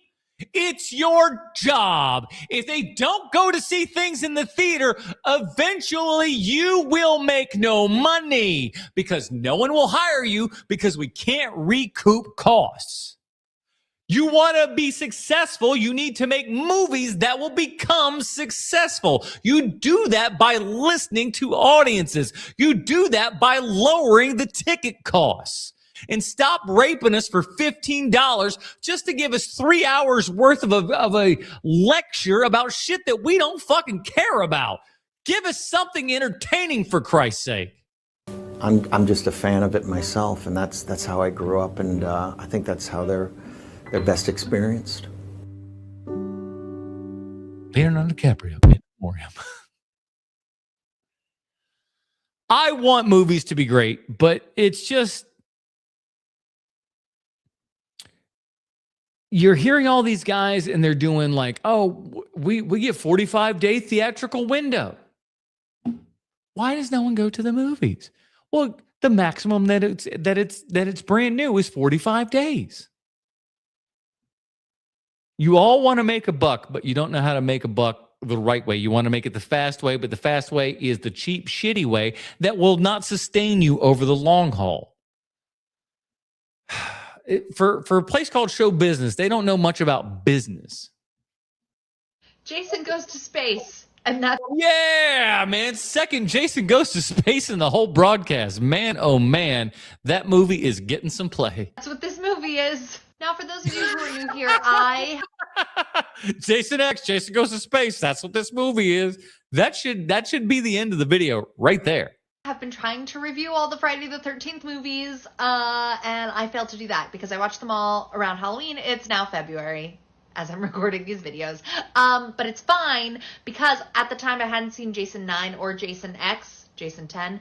I finally watched Jason 10 because it came onto streaming. Spoiler alert, I still have not seen Jason 9. I don't want to spend money on it. You're smart to not. You're smart. You're good. You're good. Listen, like I said previously, that was my Friday 13th movie this year was Jason Goes to Hell. Please don't spend money on that. It's not good. But okay, see, he's a worm, right? There's a worm, right? You dig? A worm. But yeah, Jason X is he's like a demon worm, see? weird. It's dumb. It's as dumb as you're expecting it to be, and quite possibly dumber. It's really, really, really silly. The setup is that Jason has been studied by a secret government organization, or... Yeah, that's a word. There you go. Sorry, I just had like a mini stroke. Anyway. Hey, mini strokes are fun. He has been studied by a secret government organization, or You can just say org. That's cool. Kids do that these days. The government is studying Jason. It's very Porky Pig-esque. Jason is being studied by the government because his cells regenerate, and that's why he doesn't die. Spoiler alert, it all goes terribly wrong. What? He ends up killing everyone in the facility, and then Who'd have thought that was the case? and a woman gets trapped with him, and he cryo freezes. They freeze him. And then like 300 years later, or 500 years later, I don't know, it's a lot of years later, Many years. he's found on Earth, and they take him to space along with the woman who's like, he's gonna kill us all, and no one believes her, and then he kills everyone. This mutant mongoloid is going to kill us all. Lady, he's fine. All right? He's fine. He's a little bit different from you. But what you need to know here is in the future, we don't judge. We don't judge here in the future. No. We're not like that. The end. Let's be honest. You do not watch this movie because you are interested in the plot. What? No, I am most interested in the space machinations of Jason X. What's going on in space? How does Jason go to the potty in space? You never know. You are interested in the bizarre choices of characters and the costuming and the setting. And the fact that it looks like a sci-fi movie, like, from the Sci-Fi Channel. It looks like that. And it's the most late 90s idea of what 300 years in the future will look like. Also, there are scenes I cannot believe I watched. There are scenes I cannot believe. It's so bizarre. And I don't want to spoil them because look, this movie is hilarious. This is a movie you put Not intentionally so. on with a group of friends. You all get yourself some cocktails. You maybe make up a drinking game out of it. It's hilarious. This movie is so funny, and I cannot think of a better way to say goodbye to the Jason franchise than Jason X, where he goes to space. It's absurd. It's absurd. Okay. And I finished. I've reviewed them all, except for 9, because I haven't seen it yet. Someone let me know when it gets on streaming. But excuse me, pardon me, excuse me. You are done. No. You got Freddy versus Jason on the docket, young lady. What the hell's wrong with you? Get in shape.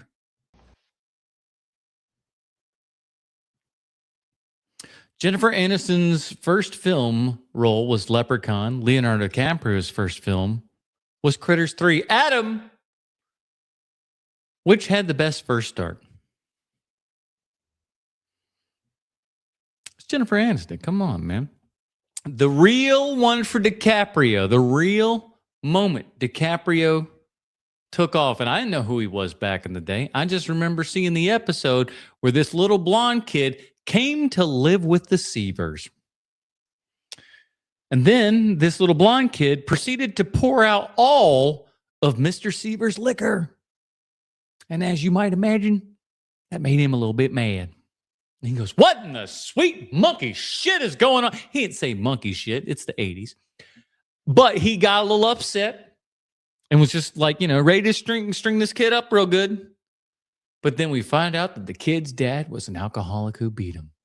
And he thought, well, if there's alcohol in this house, this guy's going to beat me. But instead of actually saying anything, talking to anyone, even looking at any of the other kids in the family and saying, "Hey, is your dad a drunk? Does he hit people?" Because I come from a family where my dad drank a whole bunch and started hitting me. So instead of doing that, instead of talking to somebody, this child pours out just, fifth after fifth after fifth of booze right down the sink. I do remember it, though, because it was a very, very great performance for like a fucking Growing Pains episode. You know what I mean? If you're wondering how Jason eats and breathes and other science facts, Adam, you might have to just picture yourself. It's just a show. I should really just relax. You know what? Ban him. I don't have moderators, but ban that guy. That's the funny thing. If anybody was to be a moderator, it would be him. So, I don't know how he'd ban himself. These are movie theaters. Let's take a picture for Mommy's Facebook, okay? Oh my God. Fucking correct. Okay, do not embarrass me at the AMC. We are A-listers. Oh, I love this part. It's that Australian lady that was married to Keith Urban. Everybody say sing too. I love that suit. I wonder where she got it. Looks like so. This is what all of you AMC Stubs members who keep making all the videos that we throw on TikTok Trash Tuesday. This is you. This is you. This is what you sound like. That I would find at Marshall's. This is my popcorn subscription, not yours. Oh, I do not like these heated seats. My butt is sweating like a mother. I told you to go pee before the movie. Now I would like to watch it. This is what all y'all sound like. You should know. This movie's in laser. That sounds dangerous. I'm here to see the terror of Mecha Godzilla. Yeah, that's right. That's what an Alamo Draft House is all about, baby. That's correct. That's correct. You probably never heard of it. Yes. Write down your order so that somebody can crawl through the aisle army style. Take the piece of paper, unclick the button, crawl away, and it doesn't distract you from the movie at all. Excuse me. I used to work in a place that was just like that. Who took Alamo Draft House? I mean, the guy worked for Alamo Draft House, and then left, and then kind of created his own thing, which was just a rip off of Alamo Draft House with a different name. But yeah, good times. Yeah, I pressed the button a while ago. Could I have 2 pizzas, 1 order of chicken tenders, 3 milkshakes, and can you bring that during the most important part of the movie?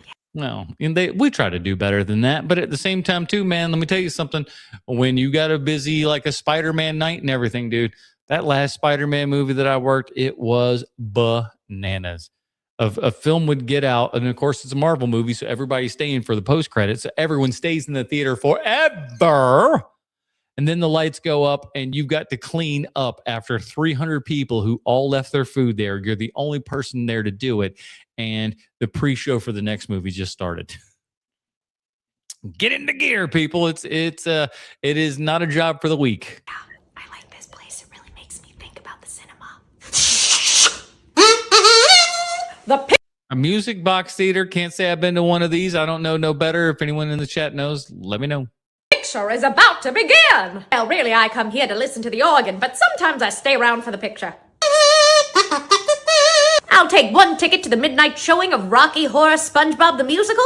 You gotta see a picture in 70 millimeter. There's simply nothing like it.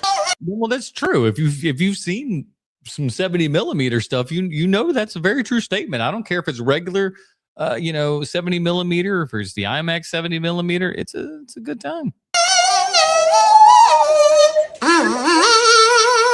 Movies. I get a Regal. Oh Lord. So my theater then eventually became a Regal, and we were a Regal. extra large popcorn with extra butter, and then could I have a blue raspberry icy, and could I get Mike and Ike's in that? And then could I get nachos, but like only the jalapenos, no cheese? And gotta go use the bathroom real quick, but I was thinking I'd just pee everywhere and not clean up after myself. Boy, oh boy.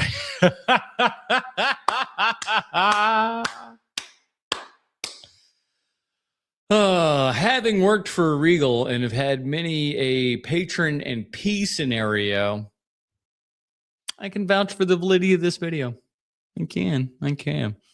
One time, there was a lady who was so slap drunk. Now, this is the middle of the day, mind you.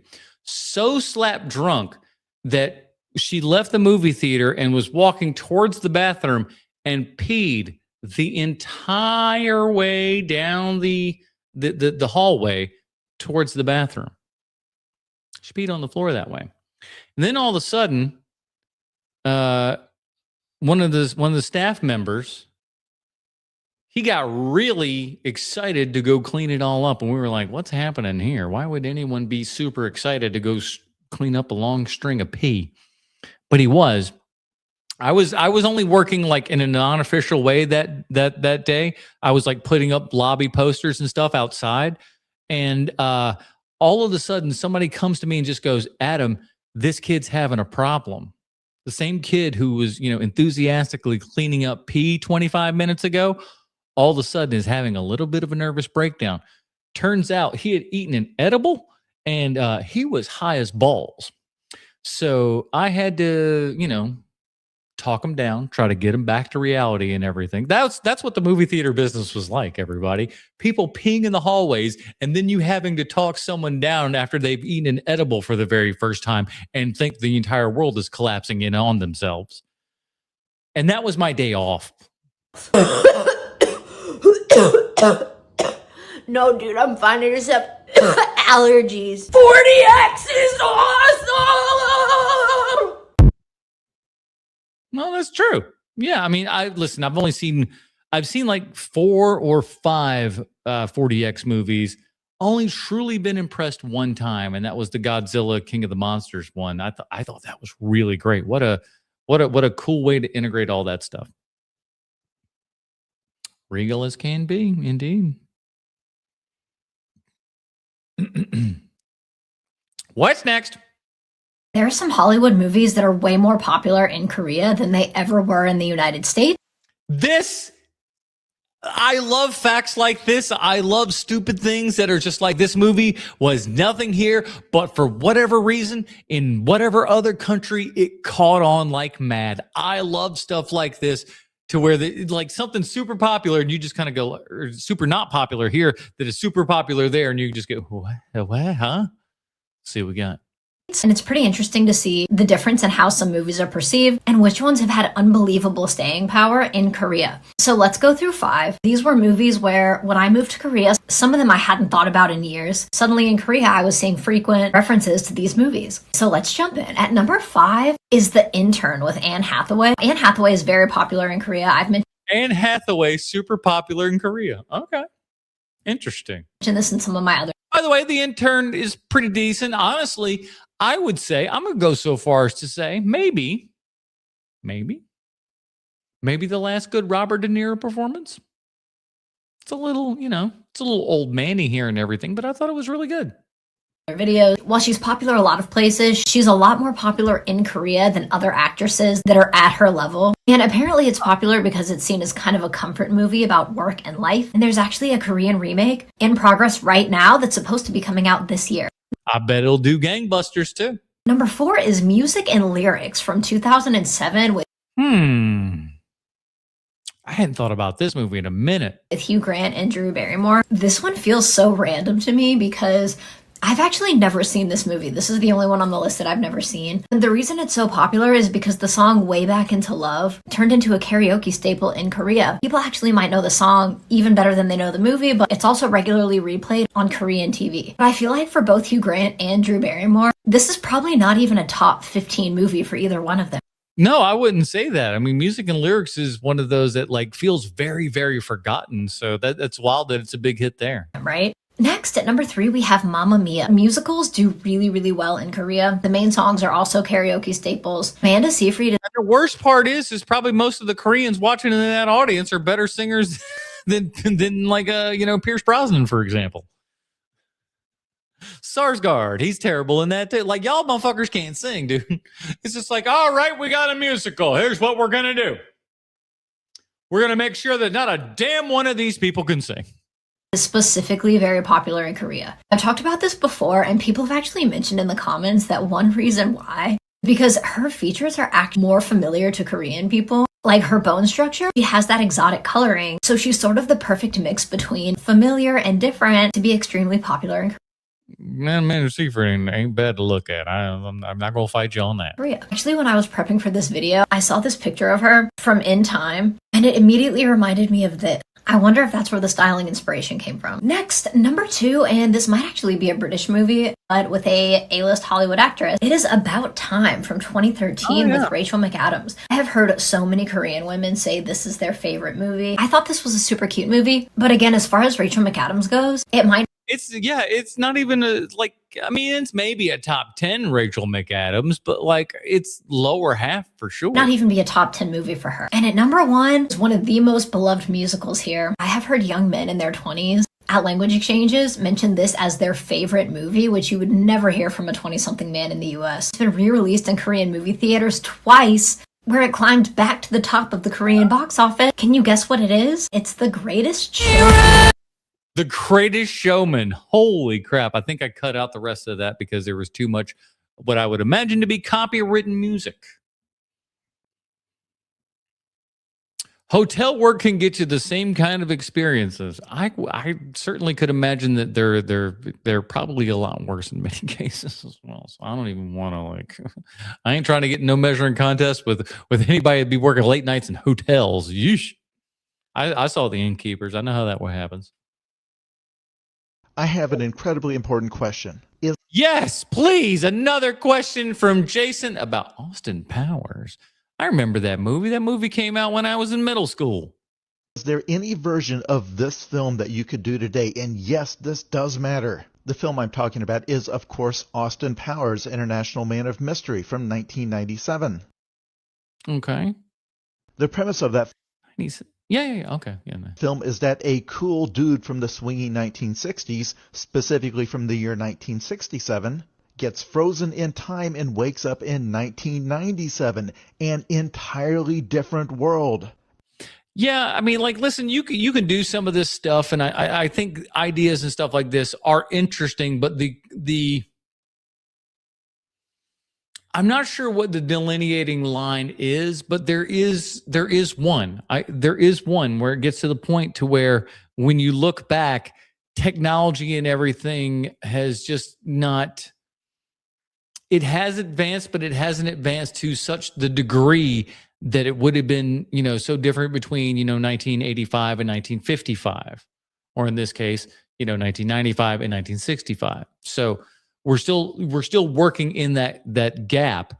But if you went back, 40 years now, it's like, oh, okay, so we're going back to like 1986, and it wouldn't work. It wouldn't work. It wouldn't be as entertaining, I don't think. I think there's a bit of that could be entertaining if you do it in that right way. I remember this TikTok that I saw of this dude who had been in jail since the 90s. Dude was in jail since the 90s, came out in his exact duds and stuff that he was, arrested in. They take your clothes, and eventually when you get out, they will give you the clothes that you came in with back. So he came out, he had, as you would imagine in the 90s, he had these giant ass jeans on. He had Timberland shoes on. Like he looked the part of a 90s, kind of gangsta dude, right? And he was shocked and appalled at all the fashion things that were going on. Skinny jeans were a pretty big thing at the time. And the fact that black dudes was wearing skinny jeans made this dude's head explode. He was just like, how in the world could any of this happen? So I think there's like something like that could have a lot of fun with it, but somebody kind of getting frozen in time and then coming back, 40 years in the future, it's not going to be nearly as impactful as it was back then, just because frankly, we aren't nearly as interesting as, we used to be, I guess. Every single joke is about how he is basically on an alien planet now. He is a fish out of water. Nothing he knows about the world is the same. One of the funniest parts about that like people don't talk about is when they, speaking of getting out of prison, he's kind of in a weird way getting out of prison. He's getting out of his, his frozen suspension there. And as they do with jail, they have a box full of all your belongings. And they're going through all of his belongings. And they go, one Swedish-made penis pump. And he just goes like, whose is that? I don't know what that is. Why would that even be there? Somebody's playing a joke, obviously. And he goes, one receipt for a Swedish-made penis pump. One book about the Swedish-made penis. Like that. Like there's all these just penis pump jokes. It's so good, and it's just kind of like throwing off of everything. One of the funniest movies ever that was absolutely cheapened by two sequels that just went back to the well and did the exact same jokes again and again. And already some of you have done the math and said, oh no, we're now as far away from this film as Austin was from the film.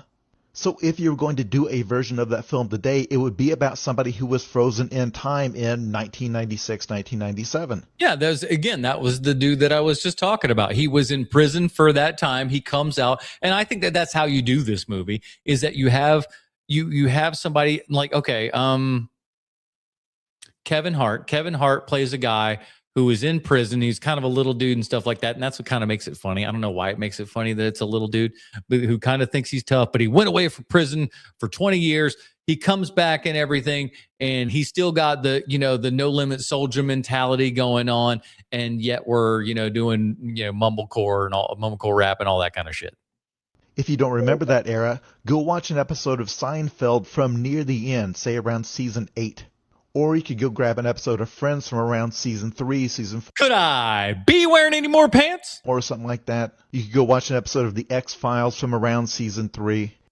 Season 3 is a good one, man. Season 3 is good. Season 3 is some prime X-Files, boy. If you want a film that gives a good portrait of what life was like in 1997, Motherfucking yeah, God!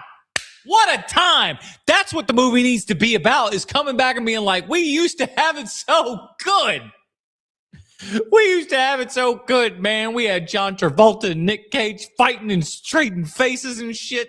Oh, what a time. Think face. 1997 is also 7, right? Man, or is that just 97? This feels right. Off is a good one. And as far as technology goes, somebody back then would have had a cell phone roughly like this one. It might have been capable of text messaging, but nobody did that back then. But is there anyone from any subculture in 1997 who would be as much a fish out of water as Austin Powers was in 1997? A lot's changed. Yeah, I think it's a black dude who's gone away to prison and has come back after 20 years, and the world is a much different. 25 years, 30 years, whatever, and the world is a much different place than it was 30 years prior. Yeah, I think that would actually work because it is a culture change for what people thought was, you know, this is what it means to be a man, and this is what it means to be tough, and all that kind of stuff. I think that could actually work if it was, written well, which it probably wouldn't be given the premise and the idea, but that's how it is. Tough Guys, 1986, starring Burt Lancaster and Kirk Douglas, has 2 train robbers who went to jail in 1956 and come out in 1986. Possibly the best example of this. MVD coming through with the. Wait a minute. No. Okay, I was about to say I have a movie called Tough Guys, but it's an Italian film. So I was for a second there. I was like, wait a second. Actually, I think it's called The Tough Ones. So there you go. It's 1967. Bring on the sexy stews, man. Yeah, baby. Like he came out here and like he just keeps talking about like tip drills and stuff like that. Like people will be like, what the fuck are you even on about? Called flight attendants now. And obviously he is a cartoonish exaggeration of that subculture and lifestyle. But that's my point. If you wanted to do a similar cartoonish exaggeration of somebody from 1997 so that they would feel like they were on an alien planet in 2026, what would it be? Because I am drawing a blank. Hardcore, no-limit soldier who went to jail, comes back out, and we are not in the no-limit era anymore. Master P is not a name anybody recognizes. And he don't know what's going on. He had a golden tank, for crying out loud. How is he still not number 1? Here are 5 things you probably didn't know about the 1984 cartoon, Muppet Babies. I was a Muppet Babies fan. Let me tell you something. As somebody who was born in 1982 and watched himself a fair bit of Muppet Babies, I love that show. I loved it so much. I thought it was just, it felt like a show that was kind of made for us. And I think this video is going to go into a little bit of why. Let's see what he's got. Number 1. It started as a live-action dream sequence. The idea for the show didn't come from a drawing board, but from the 1984 film The Muppets Take Manhattan. And let me tell you, that scene is awesome. I love that dream sequence there in Muppet Takes Manhattan. Such a great thing. And when you watch it, you understand why this stood out. You understand why they wanted to make this a thing. Because son of a bitch, if these Muppets weren't cute. Boop, boop, shoo, wah, wah, ma, ma, ma, ma. Oh my God, it's adorable. You can't help but just go like, that is so fucking cute. I need to see that. And then they did. There's a musical number called I'm Gonna Always Love You, where the Muppets imagine themselves as babies. The audience reaction was so overwhelming. Look at how good it looks. They made these great puppets. And the thing that I love the most about it is how much the cartoon took all of this and said, that's what the cartoon is going to look like. The set, the carpet colors, the swing set, all of the shit that is in there is in the cartoon. It is so awesome. I love it. That Jim Henson immediately pivoted to develop a full animated series. Number 2, Muppet Babies was one of the first cartoons to use clips of live-action movies and stock footage as part of the animation. And it was so friggin' cool. And it just made like everything more kind of relevant to the times and stuff that was going on.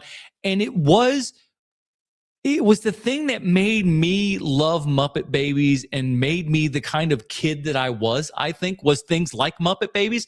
And I mean that in as much as the Muppet Babies were always in their room. They never left their room, but they were always good at playing. They were always good at imagination. And that was something that I think me and my brother and sister were always really good at.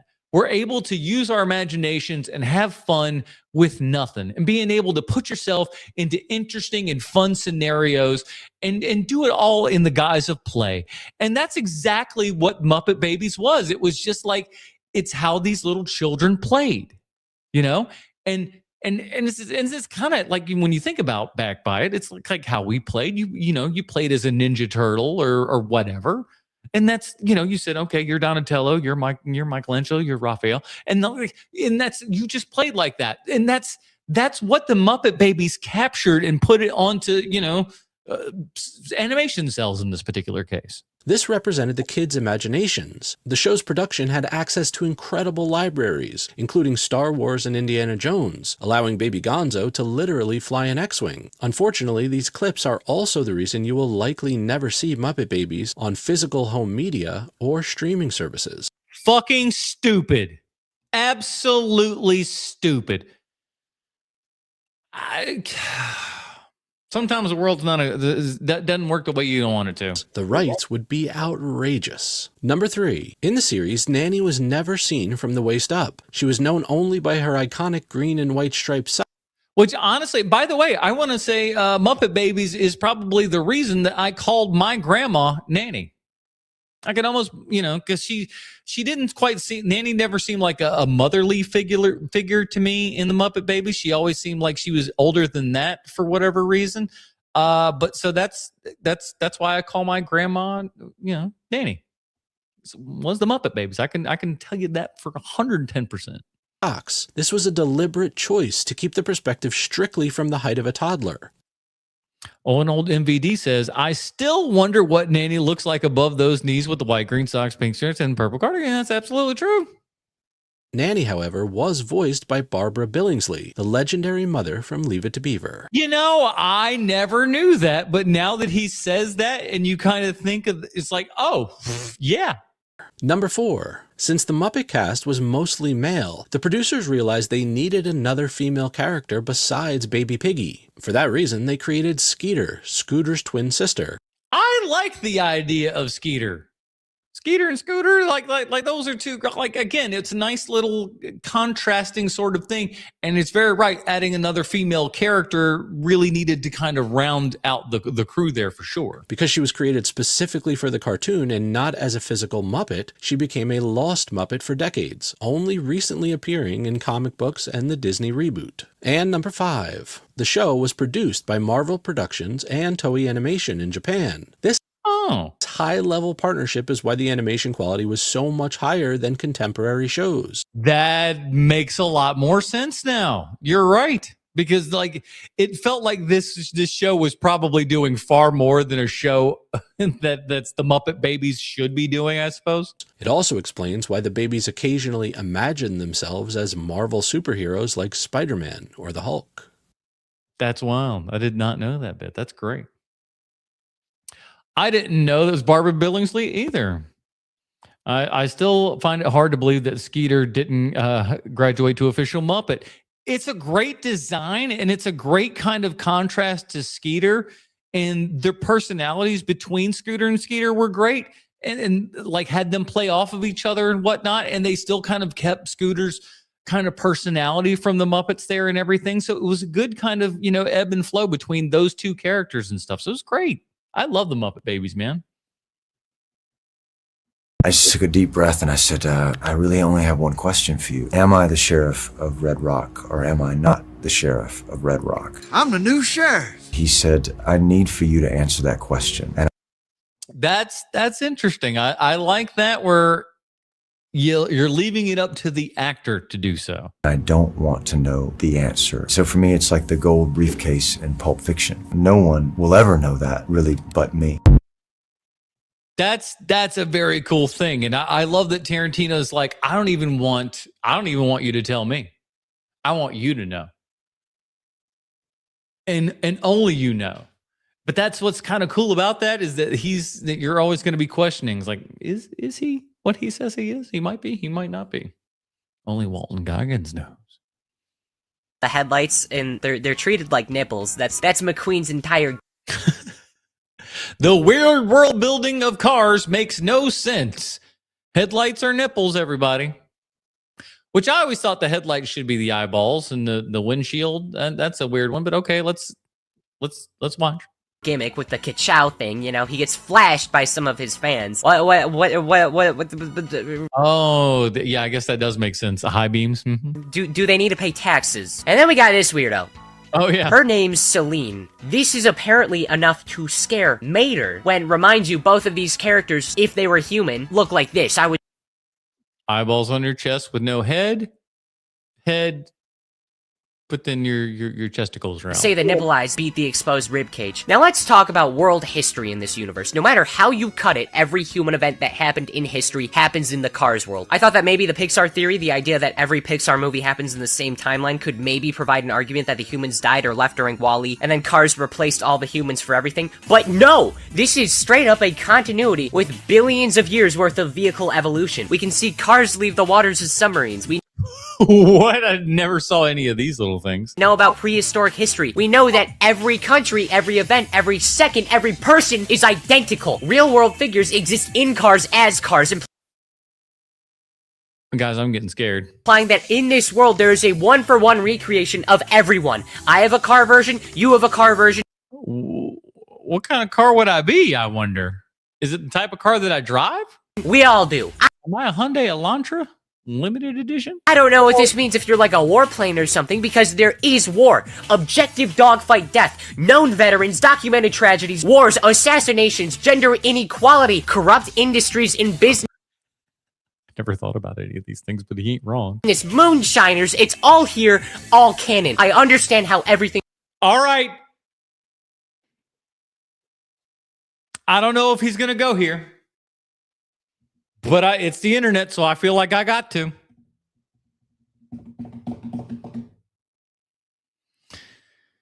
Is there Adolf Hitler car? Was there at one point? I guess that's what I'm asking. And did it look like his death car? Works. But then there's just equivalence. We can use the cars to learn about our world. Like Lightning McQueen knows what hell is. We have proof of several afterlives existing. And of course, this means all countries exist. There's clear cultural differences. For example, Luigi and Guido are obviously Italian. Italy exists and the cultures exist. That's why Luigi got like an Italian haircut. It's kind of funny. Hey, Italian haircuts are hilarious, and the little Fiat thing here is your mustache kind of deal. Implication of Italy existing means that Italian food exists in some capacity. Oh man, these cars is eating spaghetti. Luigi mentions rotini pasta, for example, and somehow this escalates to even more real-life foods. Mater eats wasabi, thinking it's ice cream, meaning that fail. That they do milk the tractors. McQueen finds himself covered in frosting. There's alcohol in bars, and no car can drink that with their wheels unless you're a forklift. Only the forklifts have hands. So forklifts are drunks.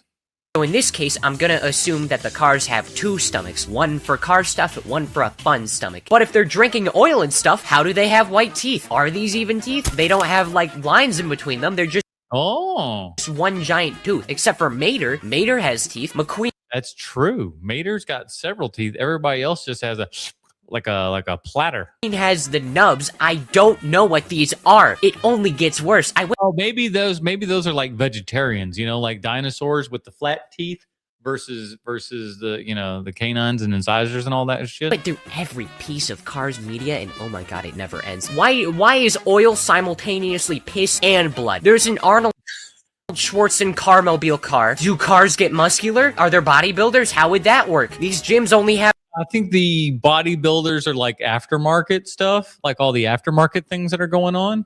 You know, like you add spoilers or like little rib cage thing. You know what I'm talking about? Have treadmills. Those would be the only machines that could function. Why do handguns exist? In the first movie, Lightning thinks that the sheriff is shooting at him. And why would he do that? You can only shoot at the tires. You're not gonna kill the car. Why are there so many buildings that are inaccessible to larger vehicles? There's a truck stop, but none of the trucks can fit in it. Does that mean there's different sized bathrooms? How come besides racers, the only famous people are exclusively cars? Why Why would the vehicles choose to let trains exist, and what purpose do they serve? Oh, that sounds like racism. Why would they allow them to exist as a people? If they get paid, what do they spend their money on? Ooh, good question. Good question. It's not Nintendo games. They can't go anywhere or live anywhere or do anything. If they No. They do be driving to places and stuff that you see, like, na, na, na, na, na, na. They're like looking around and junk like that. They do that during the fall, I'd imagine. If space shuttles and rockets are sentient, what the fuck purpose do they serve? Can they even make it back to Earth? What do the space shuttles do when they're not in space? Can sit around? They breathe in space? Why does this car exist? This is a one-for-one recreation of Earth. How do companies still function? You can't do anything with like a computer or anything. How do they edit these little TVs and stuff? What's stopping all the Ooh, yeah, how do they edit things? cars from giving up from existing? Like they can't really pursue any hobbies or free will. They're restricted to the sea or train tracks. Oh, that's got to be a living hell right there. If you're a boat and like you're a sentient boat, you can never leave the water. Or all that stuff. Are none of the machines like Bob the Builder machines? Do they need construction stuff? What's Bob the Builder machines? I don't know. That's a good point, man. Listen, the Cars franchise sounds fucking spectacularly scary. I don't think I want to visit that place, man. I never gave a damn about Cars. It seems so dumb to me. The first one I thought was fine. Like it was a lesser Pixar to be sure. I feel like I saw Cars 2. Don't really remember it. I never saw any of the subsequent ones because it's Cars. Why would it? Why? At some point, every toy in Andy's room saw him beat his own meat. I mean, it's true. He's not wrong. Woody! You think Reed Richards stretches his cock out? I mean, like, listen, that's been a question since 1964, my friend. Or he doesn't have to. You think Freddy Krueger ever did some gay shit in a dream just to really fuck with a dude? Well, he was kind of a PDF file, and do with that as you will. Chewbacca's asshole must be a dingleberry farm. Well, we all know that one. What do you get a Wookiee for Christmas when he already owns a comb? That's right. When he already owns a comb. For real though, what the fuck even is the Grinch? I don't like this. It just shows that you can't do comedy, man. What the fuck? So Cyborg dies, loses most of his body, gets a new robotic body, doesn't have a dick. You're thinking about dicks a whole lot, my boy. A little sus. Does that make him trans? Regardless of whatever trap Jigsaw puts me in, I'm fucking dead. Yeah, that's the point of Jigsaw. That's kind of the point. Yeah. Hot take. Since Scooby-Doo displays human-like intellect, does he now ask for consent before humping another dog? No, it's worse than that. Those other dogs don't even talk. It's almost like he's assaulting a non-sentient thing, like interspecial, if you will. You think Bill and Ted ever practiced making out? Oh, you know they did, though. In 500 Days of Summer, the dude spent a year and a half moping over some chick who just ended up with a Chad with a huge hog anyways. Queen Padme Armadillo. All right, well. I hope we don't see more of this guy later. He's not today, but I mean, any of these subsequents. What did Stan Lee say in Mallrats Now? Your friend seems obsessed with superhero sex organs? Yeah, pretty much. Seems like this guy's MO. He's got a very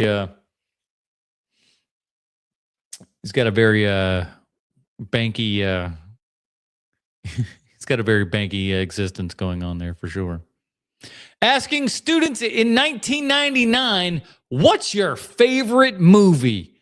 Let me tell you something, boys and girls. I was a junior and senior in high school in 1999. So this is my era. These are all of my people. Let's see what people were watching in 1999. What up, Cass? What up? Favorite movie would have to be probably Titanic. Office Space. Let me tell you something. Titanic had a grip on girls like nobody's business, dude.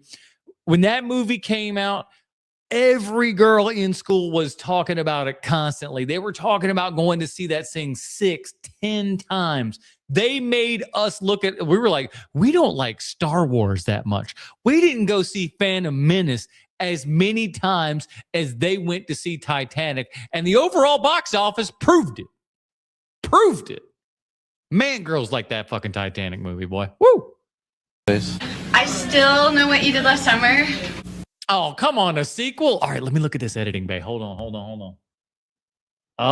Yes, sir. Boy, we are working with that Sony. That is a DV editor right there. Ooh, I love it. That's my era of editing right there. That's like, I mean, I broke my stuff on VHS even, so. Half-Baked. Varsity Blues so far. Well, I liked She's All That a lot, but my favorite movie was She's All That. My favorite movie would probably be Trainspotting.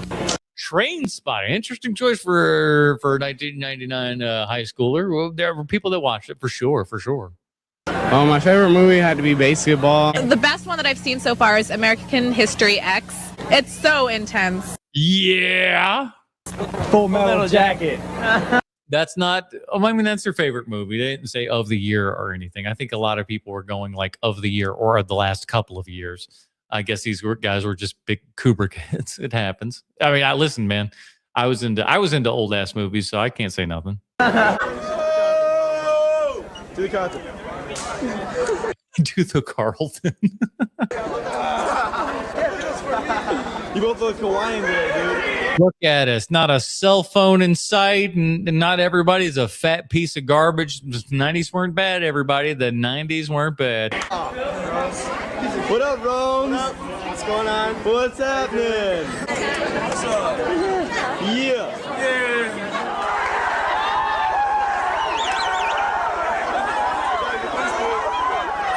I don't know what the hell's happening here. Like a fire drill or something. I don't know. Listen, man, the 90s were a good time, man. In 1999, I wrote an opinion for my high school paper. And technically, it wasn't an opinion. I wrote a review for my high school paper, a movie review. I wrote a movie review for Fight Club, and the editor of the paper, the teacher of the class, and everything was so cool that she allowed me to keep my initial title for my review. We are the all singing, all dancing crap of the world. She allowed that as the title for my review for Fight Club. Crazy. I wish I would have gotten that paper. My mom probably has a copy of it somewhere. But I was in the school paper. I was one of the cool kids. I was in the school paper, so I did that, and there was another one that I had because we were. I was in high school right around Columbine. Well, not right around during Columbine, and they started this whole thing about how you have to like tuck in your shirt because we could all keep a million guns in our pockets apparently, and you had to wear like an ID badge. And I drew like kind of a political cartoon, if you will, saying here's one person and he's wearing all the appropriate things. He's got his little lanyard with his name tag and his face on it. He's wearing his shirt tucked into his pants there. And then I just drew another guy just standing there without his lanyard with his shirt tucked out. And I said, I forget what the first person was called, but the second one was called like terrorist or something like that. But that was the idea of like, and again, she was so cool that it was one of these things that was actively going against what the school was saying that we had to do. And she was like, that's fine. We're going to publish that. And so big giant props to her all the time for like, just letting us say what we want to say and do what we want to do and not really hampering us. And as teenagers that you could have told to shut up real easy and saying no way in hell that we're putting that in a paper. It's pretty cool. Question for Mr. Goodman. It is an honor to ask my favorite actor of all time a question right now. So, you have a balance as Blake Jr. in this film where there are moments where you terrified me. I felt like I was watching Dave Thomas, the founder of Wendy's, as a gangster.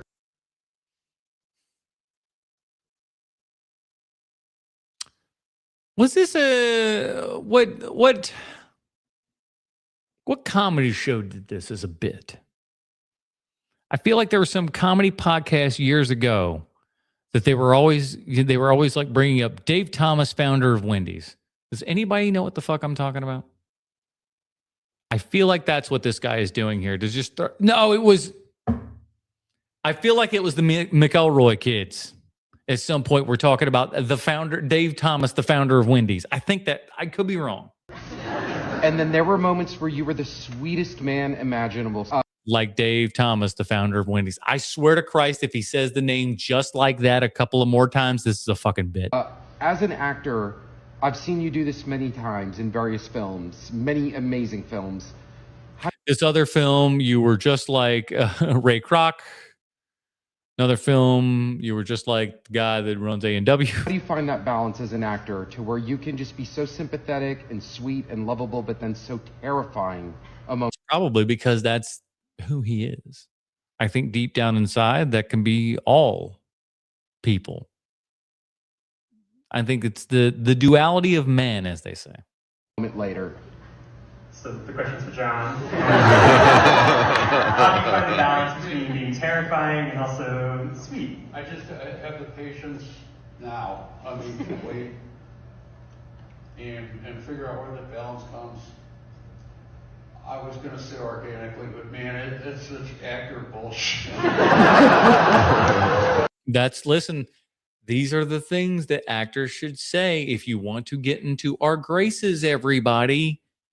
We don't find your occupation to be the end all be all that some of you do think. You need to bust yourself down a little bit, humble yourself a little bit. Maybe we might respect you a little bit more if you did so, Hollywood. My story arc. The inner meaning. It's just something that finds itself, and you have to trust it. I was not satisfied with my answer. Could John Goodman give me another one that was like better and more clubbable for TikTok, please? You got to wrap it up. He's like, with that, we got to get the fuck out of here before somebody asks another pretentious ass question. Let's go. Thanks, Dan. You ruined the entire thing. We were going to answer questions for another 3 hours, but your question was so garbage. Guys, today we got a couple of things sent over from the folks over at the movie room.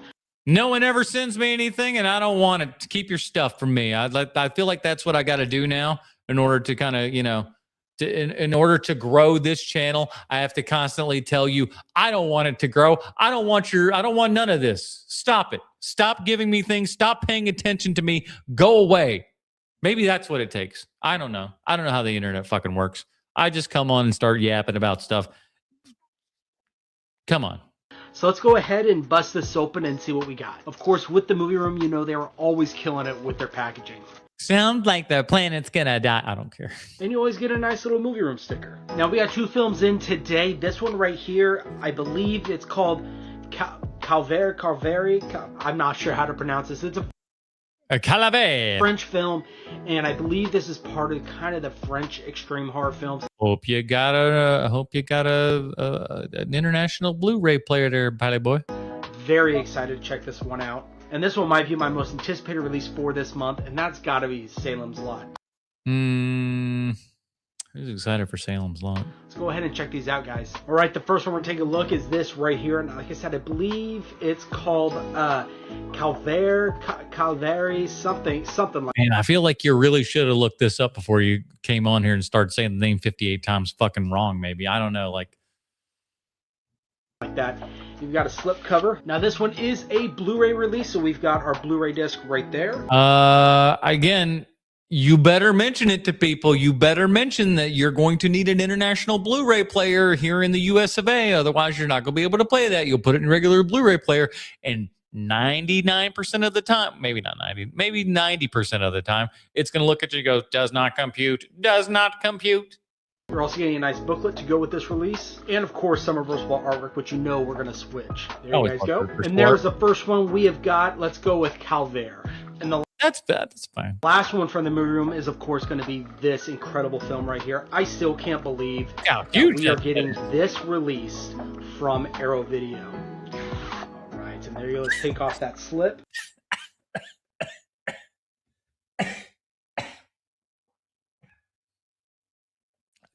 Dr. Pepper wrong. I'm sorry. Okay. Let's start with the case right here. We've got the classic Salem's Lot artwork right there with everything on the back. Inside, we are getting a Salem's Lot population sticker. In here, we are getting 2 4Ks. We are getting the TV miniseries and the theatrical release as well. Plus some awesome reversible artwork. Let's take a look at that. Look at that right there. Let's go ahead and switch it. I mean, check that out, guys. Next in this release, we're also getting a reversible poster. As you do. Folks at Arrow always be putting out good special editions. Right there. And lastly, an awesome booklet. Of course, you guys know that scene. There's the back. Let's go ahead and flip through this, guys. Woo! It's a chunker. And there it is, guys. There's everything sent over from the movie room. We have got this release right here. I think it's called Calvaire. And then, of course, the iconic Salem's Lot. Guys, if you want to go ahead and grab these, make sure to head over to the movie room. Make sure to use my code MovieDen10. That'll save you a one-time 10% off your order. And be on the lookout for some reviews. Abbott, give him the chip, Costello. I'm not wearing one. Give him the slip out. Sounds funny. That's funny, see? You know, that's also the Abbott and Costello inspired one of my favorite, the origin cartoon of Tweety, the first Tweety cartoon, where he's not even fully a yellow bird or anything at this point, but it's clearly 100% Tweety. And they have an Abbott and Costello cat that are so great together, and just pulling off that Abbott and Costello, that kind of stuff, just fantastic. If Mr. Hayes went here, I'd give him the Boyd.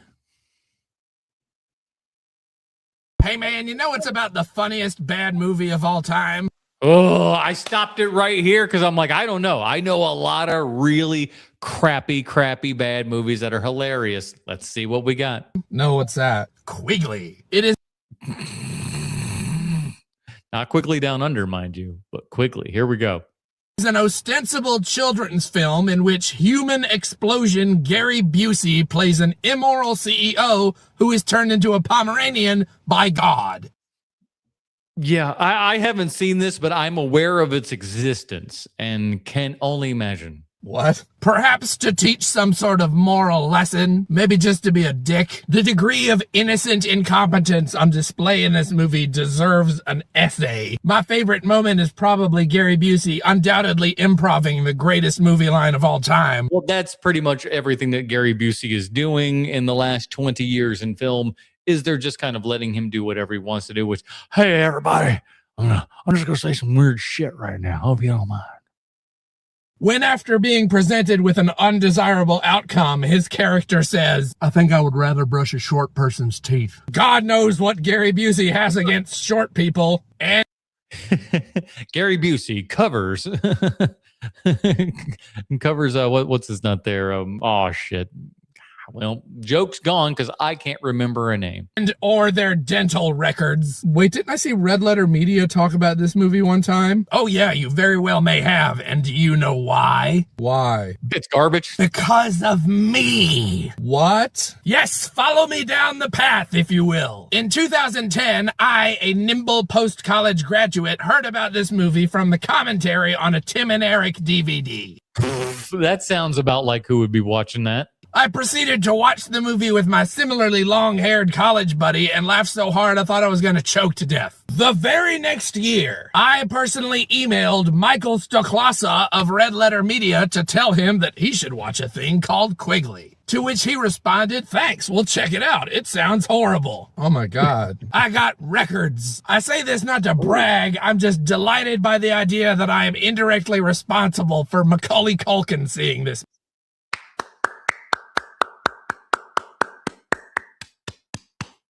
Bravo, dear sir. Bravo. Movie. I am the Forrest Gump of crap. Lay down before me, my brethren, and bask in my knowledge of shit. Why even bring this up after like 15 years? Just because it's kind of neat. I like feeling proud. Nothing wrong with that. Nothing wrong with that. Randy Newman was the guy I couldn't think of. Thank you. I'm such a... Yeah, because Quigley Down Under is not bad. Quigley, though. Maybe bad.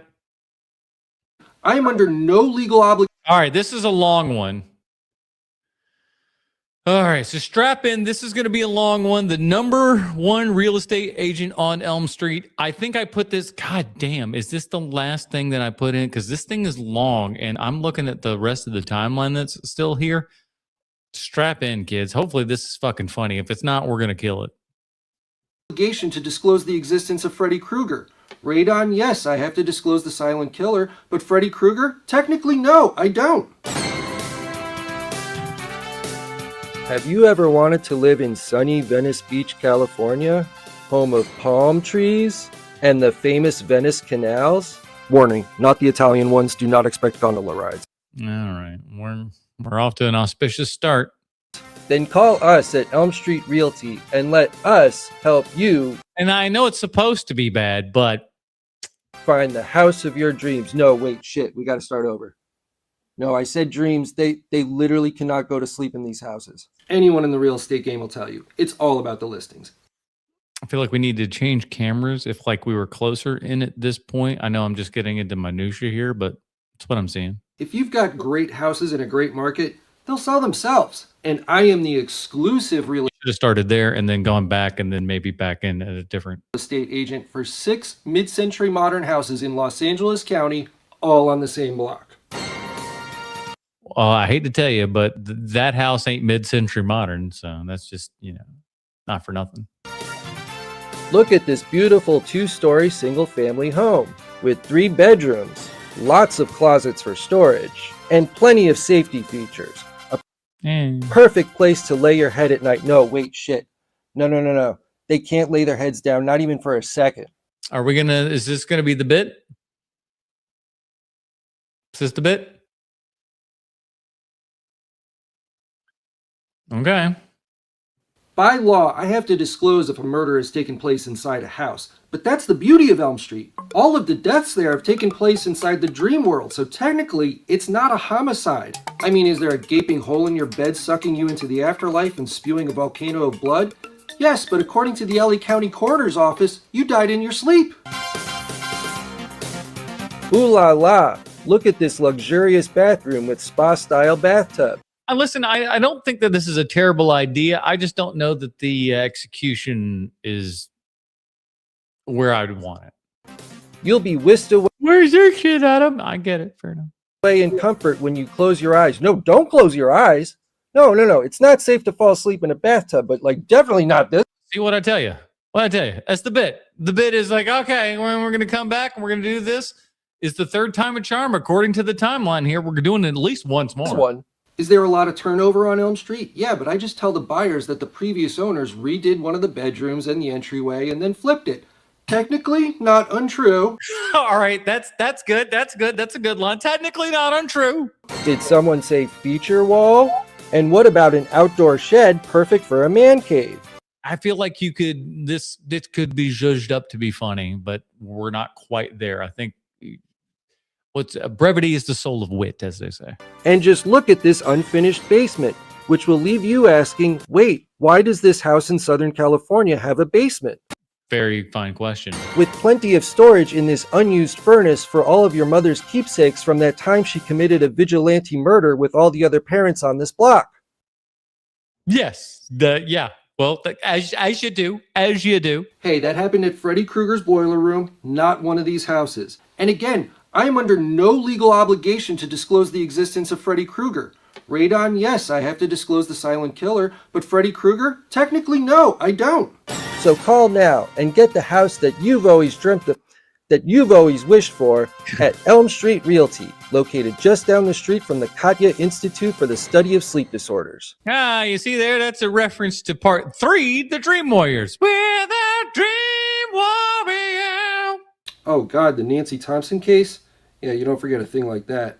Girl comes in for a sleep study. 10 minutes in, she reaches under the covers and pulls out a dirty men's fedora, and she's saying, I just pulled this out of the dream world. Girl, I don't care what you call it. We got to start you on antibiotics because you probably have a UTI in your dream world. See, that's another sketch, but that's like you're doing too much here. Look, I'm not selling murder houses that people are desperate to leave. I'm selling family homes with motivated sellers and a short closing in one of the most sought-after neighborhoods in Los Angeles. I mean, it's zoned for residential. I wish it was commercial, then I could sell these lots to Yoshinoya Beef Bowl and I wouldn't have to worry about it. But it's like they say in the used car business, when life hands you a lemon, you sell it to someone who's never heard of lemons before. Warning, house is not for sleeping, napping, siestas, catching a few winks, or otherwise dozing off. Do I sleep well at night? Well, yeah, I live in Playa Vista, not Elm Street. That's it, everybody. Listen, it could have been a lot worse. There was hit and miss with some of the jokes, but I feel like if you would have gotten in there and done a little bit of editing and stuff like that, narrowed it down a little bit, maybe got it to about half as much as you did, maybe it would have been good. I think people might say the exact same thing about this here program as we are clocking in at about 2 hours and 40 minutes here. And we've been going on for quite some time. I want to thank all of you for coming around, hanging out, hitting that like and subscribe button, hitting the hype button when you do, because that means you're an awesome, awesome person. And I appreciate all of you. And I got to be honest with you. It was okay. It was an okay week. It's you never quite know with TikTok Trash Tuesday. It's all over the place. But what I do know is that come Sunday evening, we are coming right back here at 8 p.m. Eastern, as we always do every Sunday. We are continuing on with our March of Dime series. That is when we are talking all about the dime pieces in these movies. This week, we are doing Fight Club, which with Brad Pitt at kind of like the height of his handsomeness there and everything. And I want you guys to know that I am doing you the biggest of favors by reviewing this movie when we are, because that movie is coming out on 4K in not too long. And we're reviewing this. So I'm watching it on DVD one more time just before 4K. That seems a little bit bananas, but I am doing it as a sacrifice for you, the people. And we hope that you can sacrifice a little bit of your time Sunday evening showing up right here on HMP, letting us know in the chat and doing all those great things, man. Again, thank you guys so much. Make sure you become one of the dirty babies over at Patreon, patreon.com/HMP. Love all of you awesome, awesome people. And that is it, everybody. We have done another TikTok Trash Tuesday. And we'll see you here next week when we're doing the exact same thing again. See you later, everybody. Nighty-night.